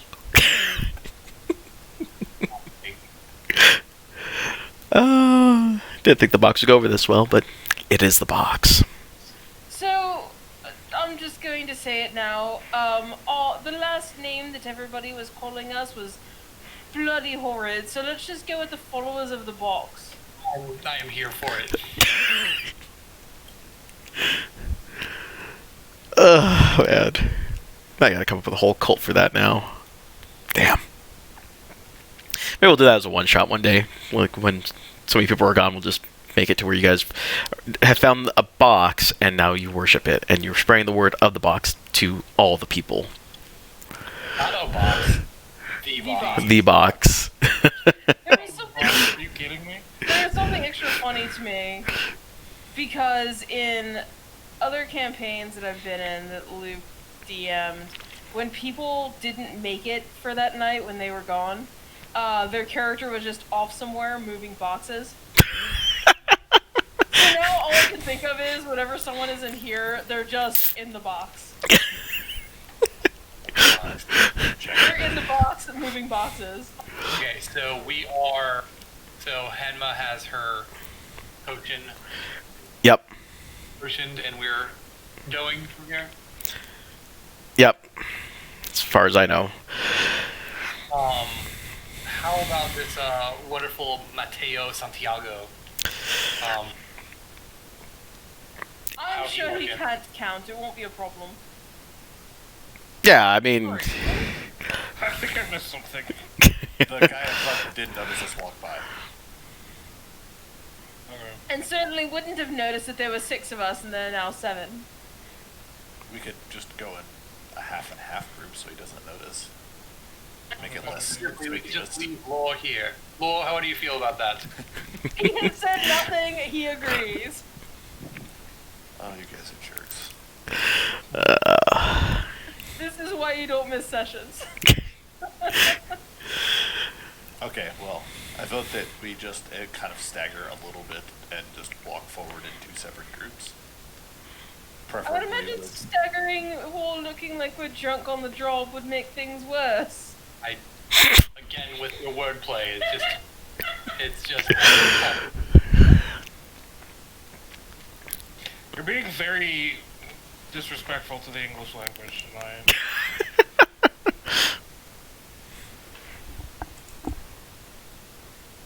All right. Well, I am going to. You're going to dagger. I just meant stagger in between, like, for 2 groups. So one Oh group. no, I knew exactly what you meant. It's difficult. I know. Anyway, my suggestion was going to be that we have Kestrel in with me, and we'll move forward. That'll give us time to try and grab the stuff before going by and looking less conspicuous as a giant group of people trying to do stuff. Well, I'm Not going. necessarily splitting up, but just Well, one thing at a time. Not putting the cart before the horse. We've got to get past this gentleman here and make sure that the disguises work and everything. So I'm going to stand by this first apartment here as people go by, just to make sure that he's still not like paying any attention to us. Yeah. Okay. So yeah. All right. So who's heading past him first? Well, I will definitely go first. Yeah, I will go with him. Got Hanma. You don't want to you want Hamma to go by with us? I want to make sure Hanma gets by. Okay, so let's put her in the same group, and then And then I'll go Oh. after them. Okay. So Take Laura with me. okay. So as you guys start approaching the desk, Mateo suddenly stiffens up and he's like, "Did you do what I told you to do last time? Did you get the perfect corners?" Mm-hmm. oh yes, You see him just kind of staunchly approach the first room and looks in, and he's like, "Unacceptable! That corner is not a perfect 90-degree angle. Go back and finish it, lest the bosses reprimand you again." Well, as he goes into the apartment, I'm going to follow him in. Okay, yeah, you just... Hell yeah. I was thinking if it was too spook to say. Okay. Alright. Look, son, the reason why we were here is we were called in to deal with, there was some cat person, and I don't know if you've ever tried to clean up the facilities behind a cat person when they are marking and making their scent on things. It has been an undeniable mess. So, we are here. for the record, all this is going on. Well, We are here and we are trying to do something. Your boss told us to come in because that smell was carrying into the courtyard. So we're not here to take care of your perfect corners. We came here to do a very specific job. Roll me a deception check. Okay, when I said that I was thinking of doing it, this is not what I had in mind. I was just gonna bunk him on that. we just call that the good old Luke. Alright, yeah, he kind of looks at you, he's like, indeed, okay. But we need to get this code. Today, everybody has moved on. If I see you do that, I'm gonna move forward. Keep going. He's like, alright, but I need these corners perfect. I'll wait for the next crew then. And then he just kind of stomps out. Send the next crew to take care of that, and I will do you the favor of not telling your boss that you troubled me with this. Thank you. Good night. Roll an intimidation. Okay, so what do?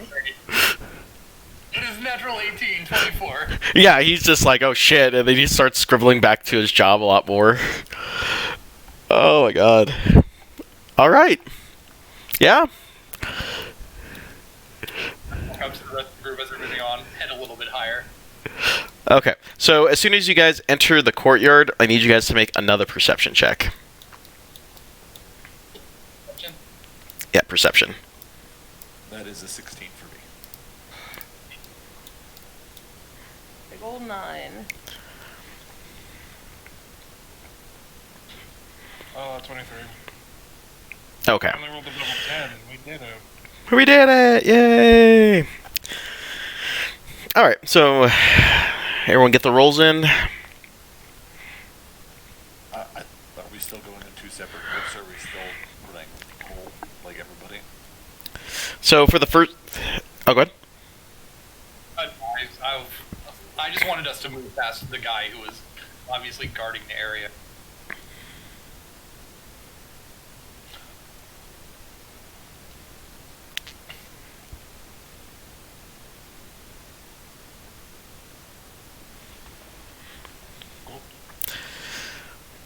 Yep. So as soon as you get to the courtyard, anyone with a 10 or higher, you can see that in the southeast corner, your good old friend Mirren Moonhunter and her two flunkies are there talking to the Tiefling. Lord, I kill her so bad.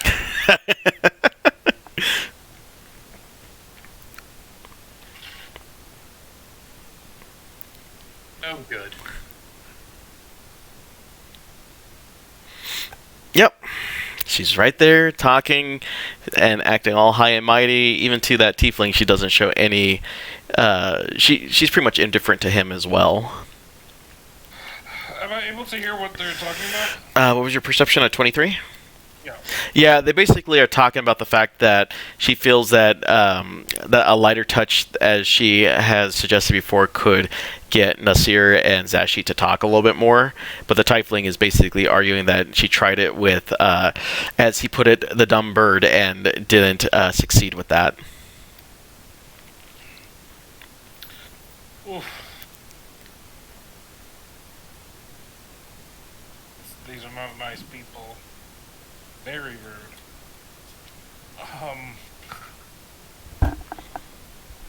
Do we want to do anything about this while they're here? In turn to other people? I'm going to whisper to Kestrel and hand her a couple of pythons to kind of throw over in, and whisper kind of throw it over in this direction by where these bushes are to kind of like cause a distraction, make some noise so that we can slip by. Does that make sense? Yay, nay? I understand what you're saying, but wouldn't that just attract more attention? Because now everybody's looking up instead of their conversations. Well, we're cleaning people. We are not to be noticed. So we would just keep trying to clean as we're instructed. Right, so we just walk through as we're doing our business, but making a loud noise makes everybody startled and pay more attention to their surroundings. Pay more attention to that part of the surrounding. My point No. is to distract that direction so that we are less in focus. Not necessarily just that place, though, because now they're startled and they look around and wonder why there's a loud sound and nobody's there.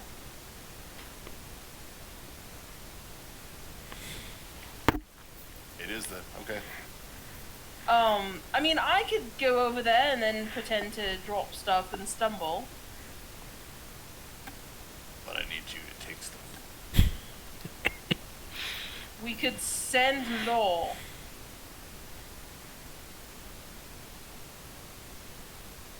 Now would be a good time for useful to be useful. I was about to ask, what does useful look like currently? Just a dog in this kitchen?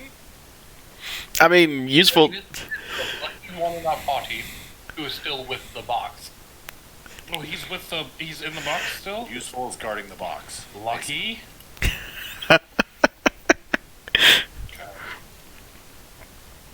Well, it's a good thing he's not here. Dogs in kitchens is not a typical... So have we like walked out into the garden? Uh, We've been hearing them from the outside. You're just hearing this from the outside right now. You're still in the hallway as Ludum, and you guys have seen that she took a seat over in the corner. Well, maybe Kestrel doesn't have too bad of an idea. We should have somebody create just a slight distraction. Out of curiosity, so this is kind of a past thing. Sure. Have we noticed any other constructs similar to lore around? Like, is it not an uncommon thing to see them? Yeah, you guys have seen other Warforged around, no problem, in Platea, and there's even a couple employed here.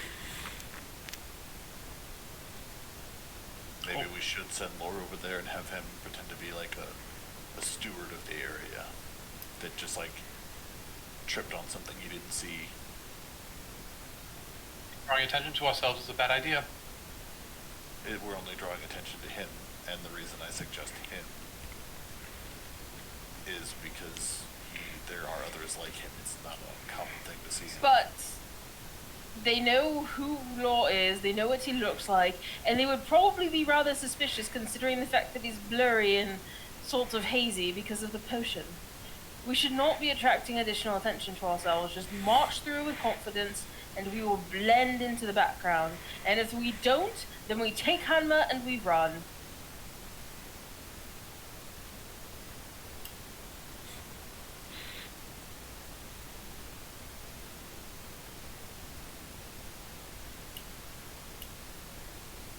I don't think that's the worst idea.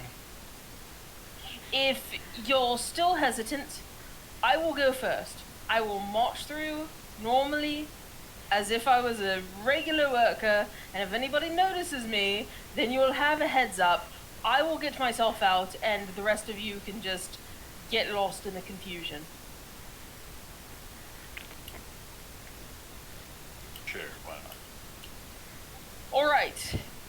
Head up, back straight. Looking like I have just come from cleaning a room. I am just going to march back to the kitchen. Okay. Yeah, I mean, for the most part, you walk by and, this poor stewardess, she's getting yelled at just because of the fact that the wine's too hot and it needs to be cooled more and, just average snobs being snobs. And this is why you don't drop things and attract attention. Then you get chewed out and they give you too much attention. Also, they should probably try a red instead of a white. I was thinking blush, but fair. Gotta keep it cool. Okay, anyway, I'm gonna keep walking and Oh, sorry, that's not supposed to be seen. yeah, and we'll just keep. I'll just keep us walking towards them. We'll go towards the box. That'll be our first priority. Is to get Helm to the box. Okay, so yeah, you guys eventually all make it over there, and the security doors all slide in, and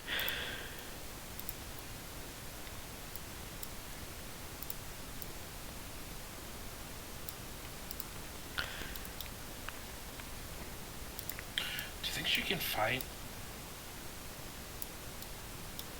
who are you referring to? No. She works armor. Oh, if Mirren can fight? Yeah. Isn't that what her goons are for? It's a good point. Like, we can deal with goons. It's whether But I she's feel like- really powerful. Yeah, I feel like in order to get to where she is, she'd have to be somewhat scrappy. Or just really brilliant? If anyone would like to, you guys can roll me an insight check. I would love to. Sure. And also the people in her immediate vicinity, like the Sure. Luke was talking to. 5. 9.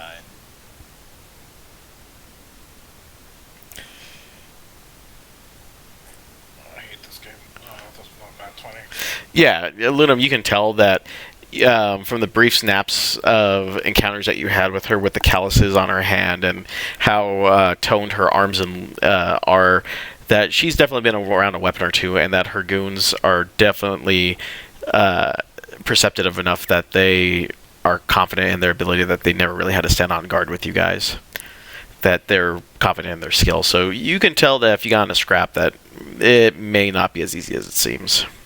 Hey, out of glance, how many people employed here have we come across? I would say probably about a good. Let's see here, for the general kitchen staff, you're probably looking about 30 people that you've probably just run across that really haven't paid any mind to you, and probably about the same, I would say, in every other department that are just grabbing stuff from back here and going back and forth. Between 60 and 90 people. Yeah. Yeah. If we were to culvert scene the kerfuffle, it's not just her that we'd have to worry about. It's the 89 other people who are around. Yeah.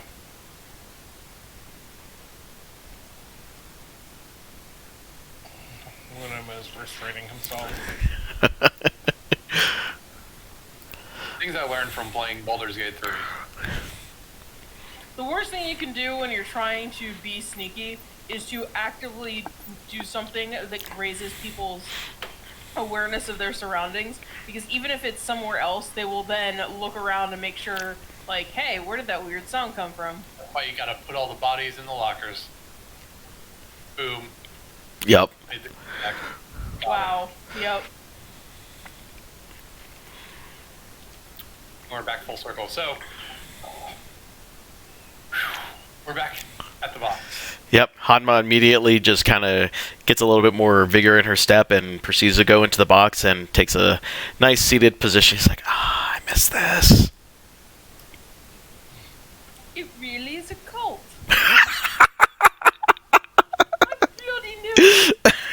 So, happier that like the joke of being the box being the cult is funnier, or if it's funnier because she is so against it.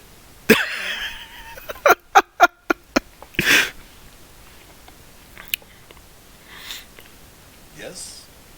It had been my idea to say that we should be the followers of the box, but Kestrel is not on board with that.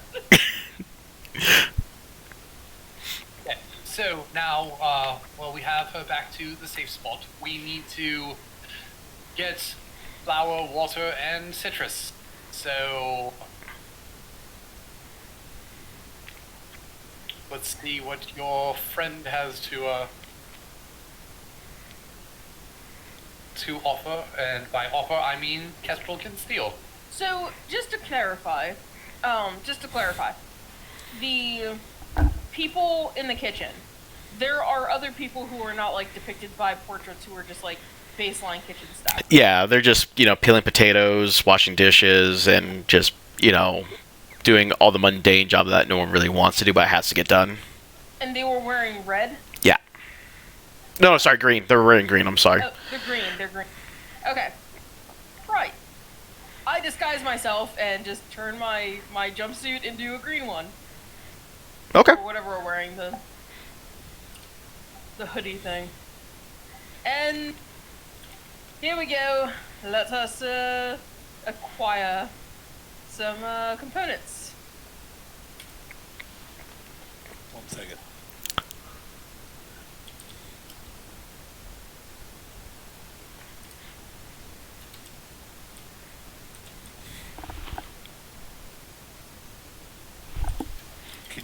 You can't keep changing your appearance without recasting the spell, can you? Nope. I didn't think so. Okay. Can I get some Never more? mind. Right. Actually, you know what? I'm going to do the same thing just to be less conspicuous. I will make myself green as well. Big green. I'm just going to march up, go through some of the ingredients, look like I'm, cleaning up some scraps, and I'm going to just openly grab a pile of, or a bag of flour and a few kind of semi-moldy lemons. Okay. Citrus period works. Yeah.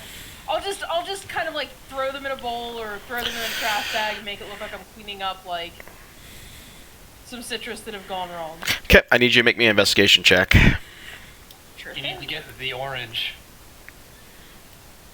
Yep, I can't roll above a 10 tonight. I just rolled a 1.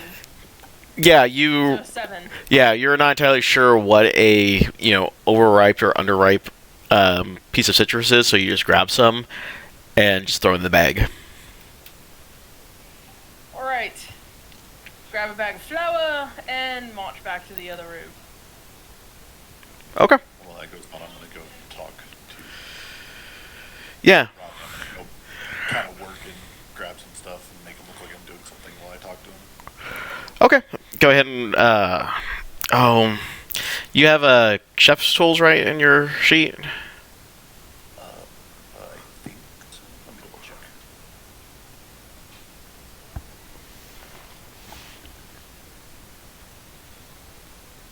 See, I thought I did too, but I'm not seeing it.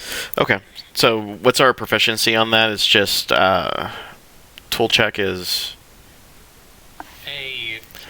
A skill modifier that fits with the situation, and if he's proficient in it, then proficiency bonus. Okay. So depending on how you feel, yeah, it would be proficiency and then either probably dex or int. Yeah. Depending on how you think cooking goes. Well, it's not baking, so I would use baking for intelligence. I feel cooking's more dexterous because you actually have some knife skills. So we'll go with dex plus proficiency bonus.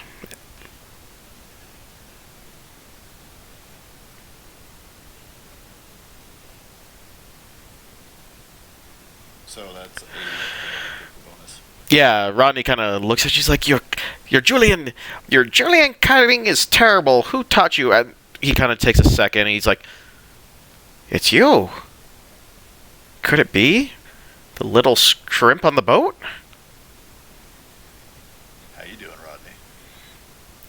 He basically puts his whisk on the thing and on the table, and he's like, "Guys, I'm taking 5." And he just jumps at you. He's like, "The little shrimp is all tall. I remember when you were shorter than me." Been a long time, buddy. Where did you go? And what happened? Kind of looks, and he's like, and his eyes certainly widen with the fact like, oh, he grabs you by the hand and just leads you down to a corner of the kitchen and watches people passes by. He's like, "What are you doing here, Balzac? You're not really supposed to be here. I heard you were a wanted man." I know. Let's not say that name here, please. What? Well, I couldn't help it. I'm trying to find everybody that I trust, and seeing you here is a relief. The ship is no more. It's done. Got in a bad wreck. It got torn to pieces. So I'm trying to find everybody that was there. You see his spirit get crushed by hearing that. Yeah, I know. I'm back, sorry. The good news is, I did manage to find the nameplate of the boat. So, there's at least that, but I just couldn't help it. What are you doing here? How did you end up in this? You kind of see him slump. Well, after the captain discharged me before going on that failed wreckage, I've been just trying to find work. These guys said that they would pay me a decent wage, which they have, and well, one thing led to another, and now I'm I'm the premier pastry chef for this villa.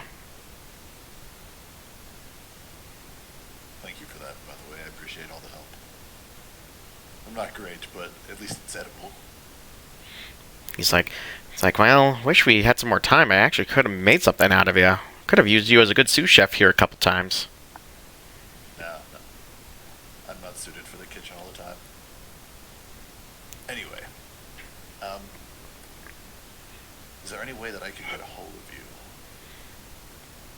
He kind of goes, and you see his ears pucker up over there, like, well, I do have my own private residence that I've saved for. You can always send me a mail message there.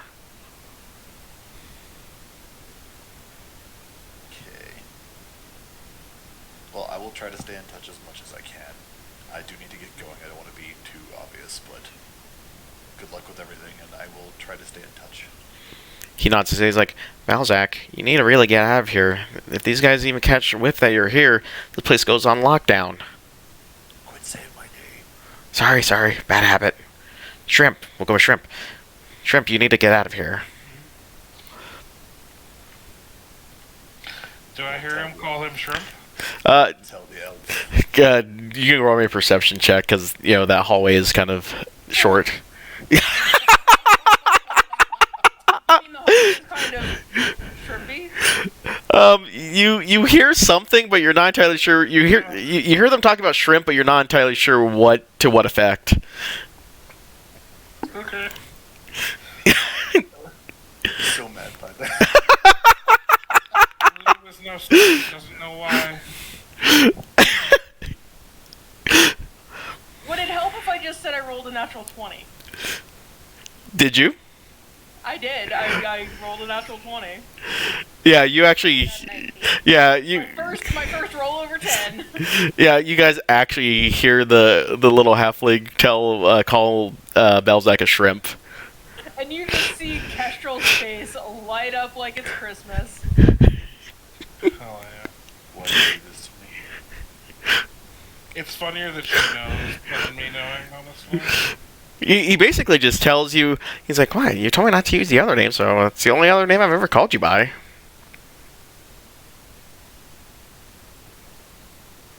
That's fair. Alright, well, I need to get going. You better get back to work. I'm gonna go. Do you happen to have any, moldy lemons or anything? He looks at, I know it's weird. he's like, yeah, he just kind of goes over to the table and just picks out a few of them and hands them to you. He's like, I'm not sure what you need these for, but yeah, these things have been out here for a week. You're pretty easy to spot as long as you see the right connotation on the color. Well, thank you. I appreciate it. I'm gonna get going. Take care, Shrimp. I'm gonna Hell yeah. walk back to the group. I can't roll above a 10 for any roll unless it's the Torment Belzac. Like the knackered roll 2 weeks ago. No. Too late, it's canon. Belzac thinks it's about kicking him in the nuts. You're right. He does, but no. Oh man. That's the only time I can roll like natural 20s.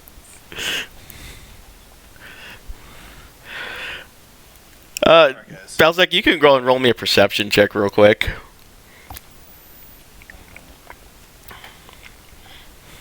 Oh, there's a natural 20. Great. Yeah, you can tell that, Kestrel and Tataka are just kind of beaming right now for some weird reason. Like, they can't hide it, but you definitely tell that those guys are beaming for some weird reason as you approach them. What the hell happened? Nothing, we just got the... we just got the ingredients we needed. I just like smiling. Don't you know that about me? I'm very cheery. And I don't have the attention span to know what they're talking about. Honestly, I don't either. Anyway, Hanba here, and I'm gonna hand her the rotten lemons. Yeah, and, she's able to extract the very bland, citrus juice out of them, and, she ends up whipping up another 5 small vials. She's like, well, it's the best I can do on short notice. Normally we refine this so it can last longer, but at least we'll give you a 2-hour window when consumed.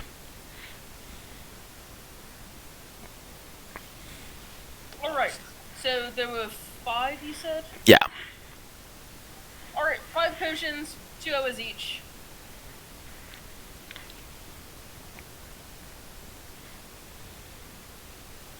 And how long do hours last?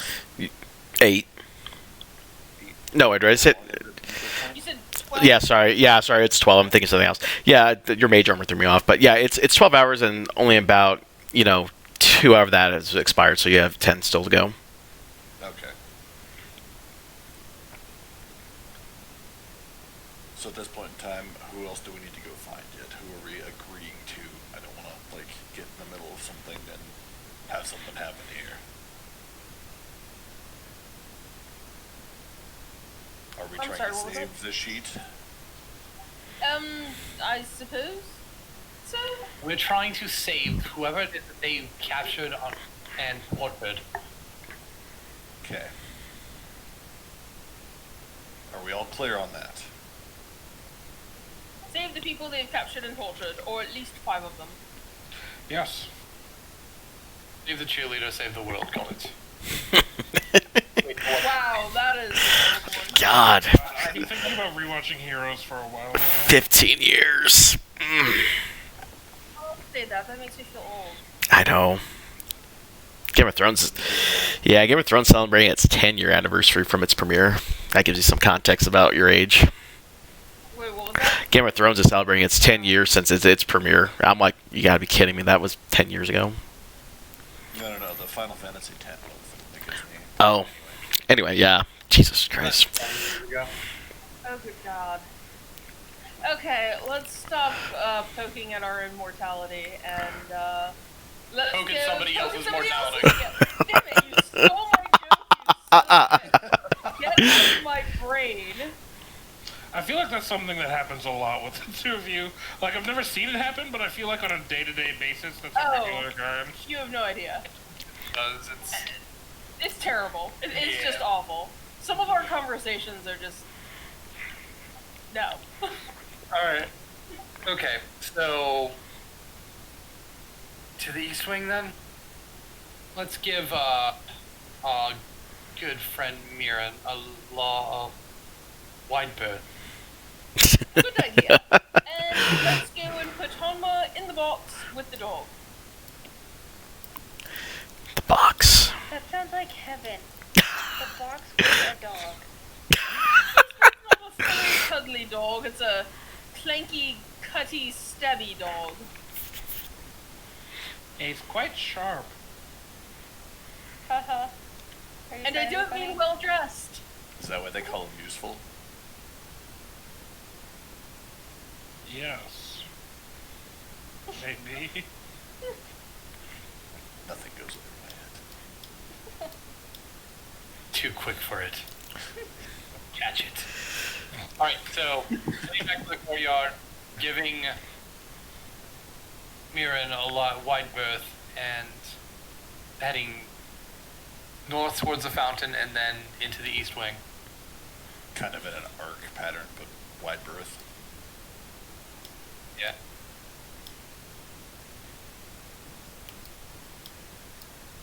Yep, and go ahead and roll me another perception check.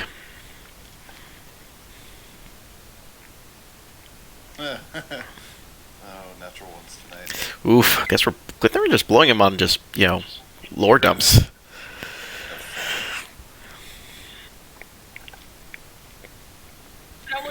From now on, when you call for checks, can it have something to do with me being able to make fun of Belzak? Because then I will roll better.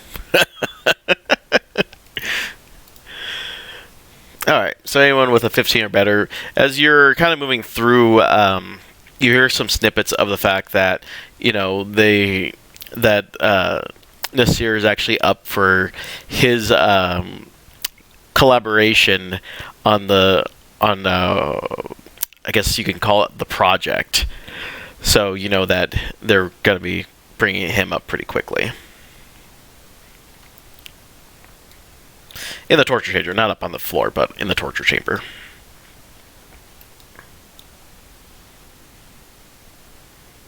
Happy convincing room. Yes, where they collaborate and discuss all things related to the quest. They share peaceful and plentiful discourse with one another in order to further broaden their minds and... Why don't we just shift? Yeah, I'm gonna keep walking forward. Someone say shift? Yes. Shift. Leg it. Oops.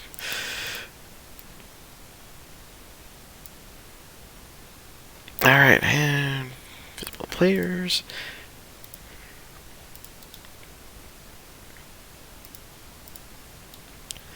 Alright, so yeah, as you guys go through and come to the east wing, you see just, ornate pieces of armor just kind of sitting on both sides of the hall. And, for the fact that there's not very much light in here, those things are reflecting whatever luminous sources of light are in this room. It's like almost blinding in some ways if you get caught the wrong angle. What are the light sources in there? Basically, you're just looking at how do I put it? You're just looking at like light orbs, like just orbs of light. Like not enough to really burn the eyes, but enough to pretty much make it the equivalent of daylight in here. The equivalent of daylight, so it's not like a whole bunch of like dancing lights like the cantrip sort of thing. Right. So there's all these armors along the walls, and then there's also Yep. human guard. Yep, just a human guard sitting at the post, just, has a book out, reading, just being just a lazy guard at that point. Oh, I did not state it, but before we left the kitchen area, I dropped the illusion for the green suit. Oh, okay. I apologize, I forgot about that. You're good. I figured you'd probably do that. Yeah, but yeah, essentially as you guys enter the room, you just see the guard kind of just sitting there, his feet up on the desk with, his book in his hand, just kind of reading and... Paying us any mind, eh? Yeah, I mean, you guys are far enough away that he's just like, there it goes. So do we notice anything about the room as we walk up besides seeing the armor? Or is this always seen?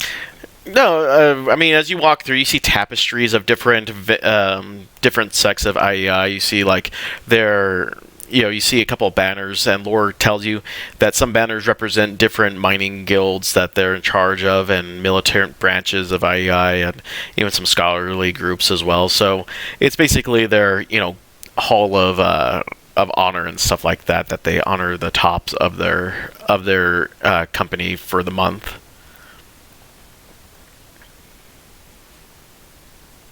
So, Snake had to have gotten through here somehow. Yes, we don't see him.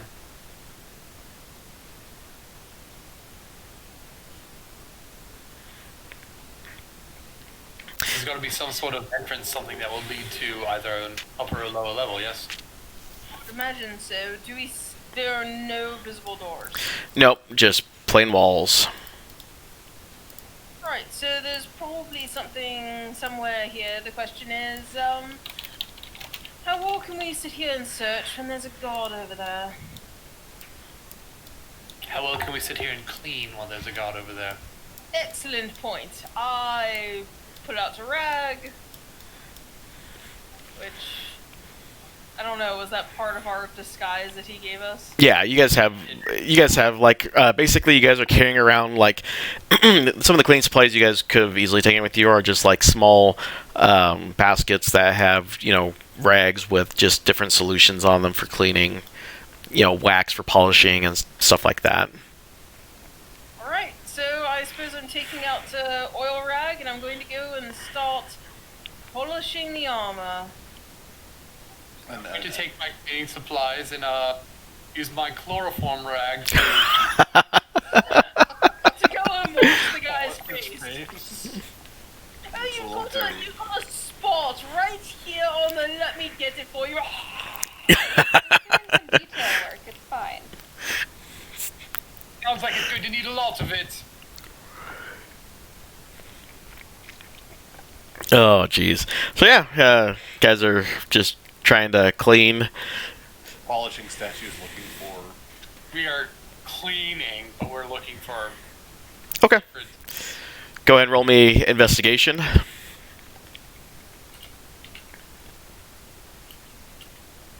18.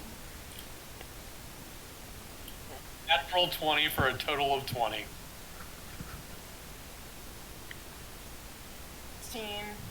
Wow, those got some mediocre rolls tonight, man. Yeah, I mean, as you guys are polishing up stuff, cleaning cases, and you know, dusting off the banners that are hanging off the wall, you're not really seeing anything on the north or south walls.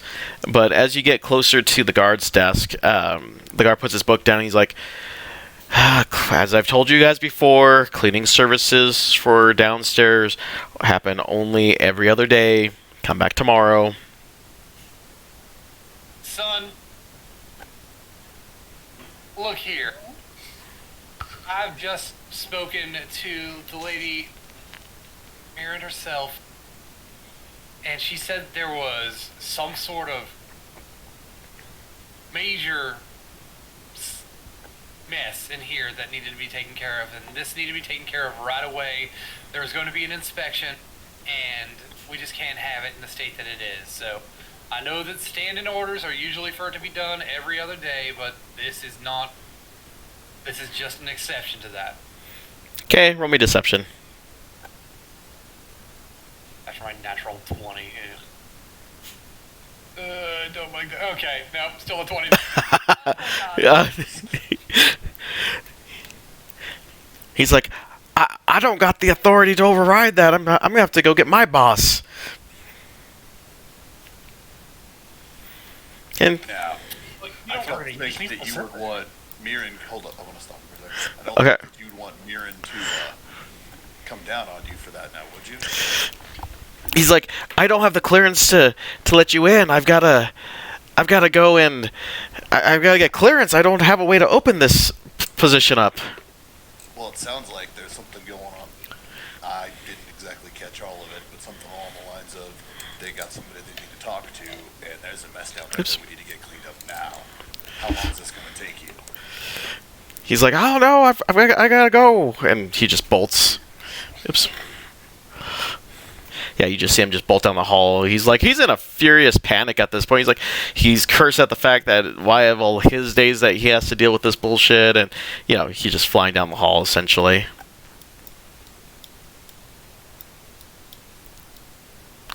Well, we've got two choices. One, we go in and try have to do this very quickly, or we bail right now. Pick a choice. I feel like if we try to push this, we're gonna get in deep shit. So I'm hearing bail. You just go out past him, behind him. I defer. Is he still out there? Yep. I poke my head out. Is he out there, like, talking to Mirren? No, he's not talking to Mirren. He's talking to the Tiberius out there. The Tiefling. Well, I'm going to investigate the desk area where he was, like what he was guarding. Okay, go ahead and roll me an investigation roll.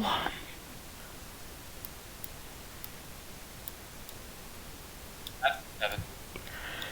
Yeah, you're not finding anything on that desk. That desk is completely in disarray, and it is covered in just parchments and books and inkwells, and you're just not finding what you need.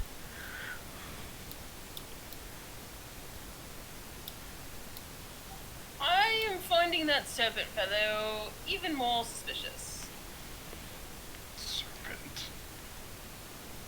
I'm just gonna start like pocketing scrolls and things like that. Like just whatever is on the desk, I'm gonna take it and like put it in my pack.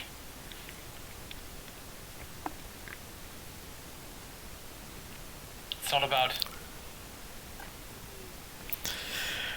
It's not about getting the information for myself, but taking the information from them. That's fair. Who's at the beginning of on the left side of the hallway? Who's there? I was poking my head out to keep an eye on him. Okay, yeah, you kind of see Tiberius get furious about that, yelling at Mirren. Mirren's kind of going. She's like taking a gas of. She's like, "Well, I didn't order anything happening." As soon as I hear that, I send in a message back to everybody, back to Argus, and tell him to get the fuck out. And I follow it up with everybody else. Yeah, you kind of just see, everyone in the village just kind of like at an alarm state now. If they're like, well, we need to figure out who these people are. We're kind of hemmed in, aren't we? Still have the potions on, but I don't know how well it's going to work now.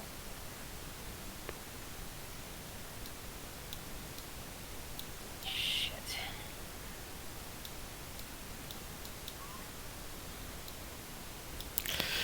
Yep, and then about a good 30 seconds later, you hear a blasting siren, and stuff starts, you hear, portcullises closing up, and stuff starting to shut down, and everyone in the courtyard just kind of getting to their posts at this point.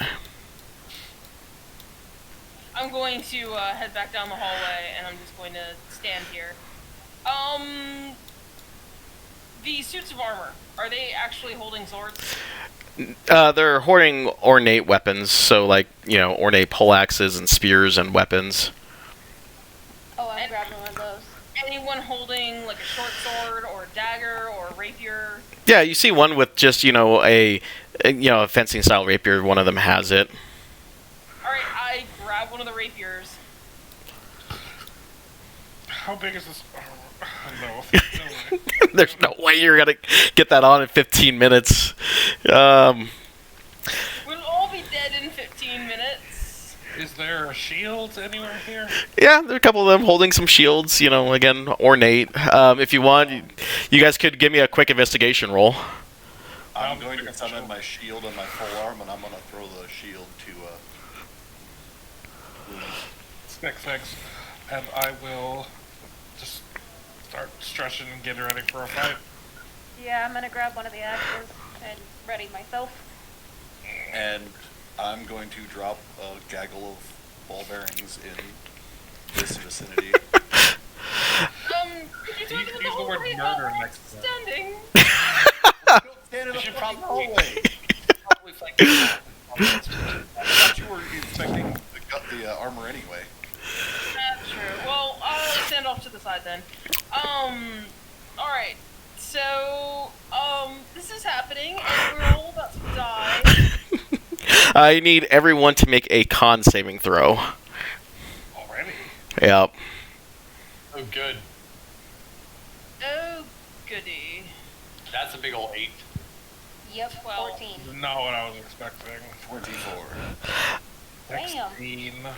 All right, everyone but Belzac, your body starts to tense up, and you're all paralyzed except for Belzac. But I strat. I know. Get ready.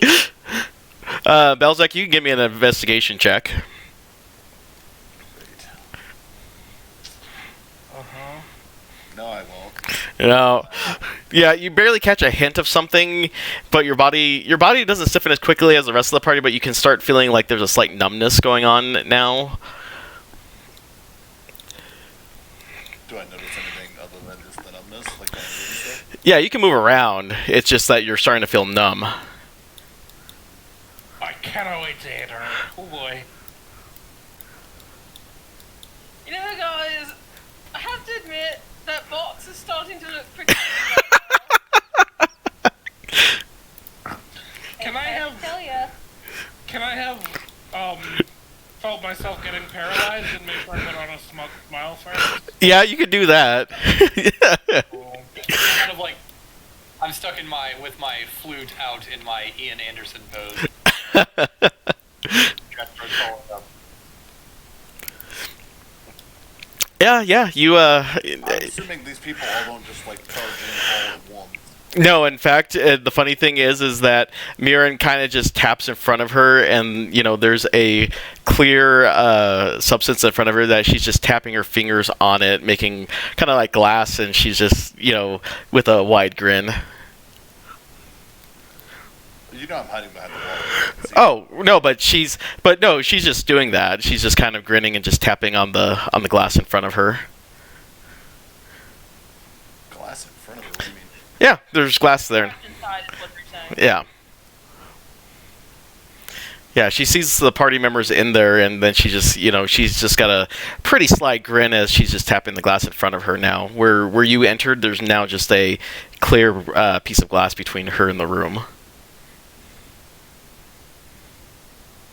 Okay. So yeah, I'm definitely going to stay out of sight for the time being. All right, make me another con saving throw. Just in Yeah, there? perfect. Is there like something in the room that I'm not seeing here? Yep, and your body locks up. I didn't. Oh, sorry, I've not seen that. Oh, that was a normal one, not a saving throw. Okay. Oh, that's 21. Yep, your body locks up this time. 121. Yep. Yep. So you guys are all paralyzed. You're unable to move or speak. You can make some slight facial gestures. And I'm going to give him the bird. yep. They're essentially you guys all get captured at this point. And you are I wouldn't say gagged at least, but they do put the good old burlap sack over all your guys' heads as they take you somewhere. And you're covered in complete darkness, and you know that you've at least spent a couple of minutes descending. And we will end there for tonight, as I get ready to do the next set of this dungeon for you. Starting with the real dungeon. Yep. The good old, real, fancy smancy dungeon. Okay, but when we were paralyzed, were weapons in our hands? Yeah, I mean, you were able to put some weapons on. So we were able to take weapons. Yeah. Well, they have us captured. I can't imagine they're letting us keep our weapons. Yeah, they're gonna basically disarm you guys at that point, and as they move you guys down into the depths of the villa. But Great. yep. So preview, you're gonna be doing your art corner again on Thursday, tentatively. Yes, sir. Okay. Follow Bad Sasquatch. There should be a link below in the description. Thank you guys for all hanging out tonight and hang out with our players. And maybe we'll get back to some more streaming either Friday or Saturday night, kind of depending on the schedule. But you guys have been awesome tonight. Thank my players once more for hanging out and indulging me in my Metal Gear Solid fandom. Especially the box. God, I love that box. Alright, night guys. I've got to head out myself.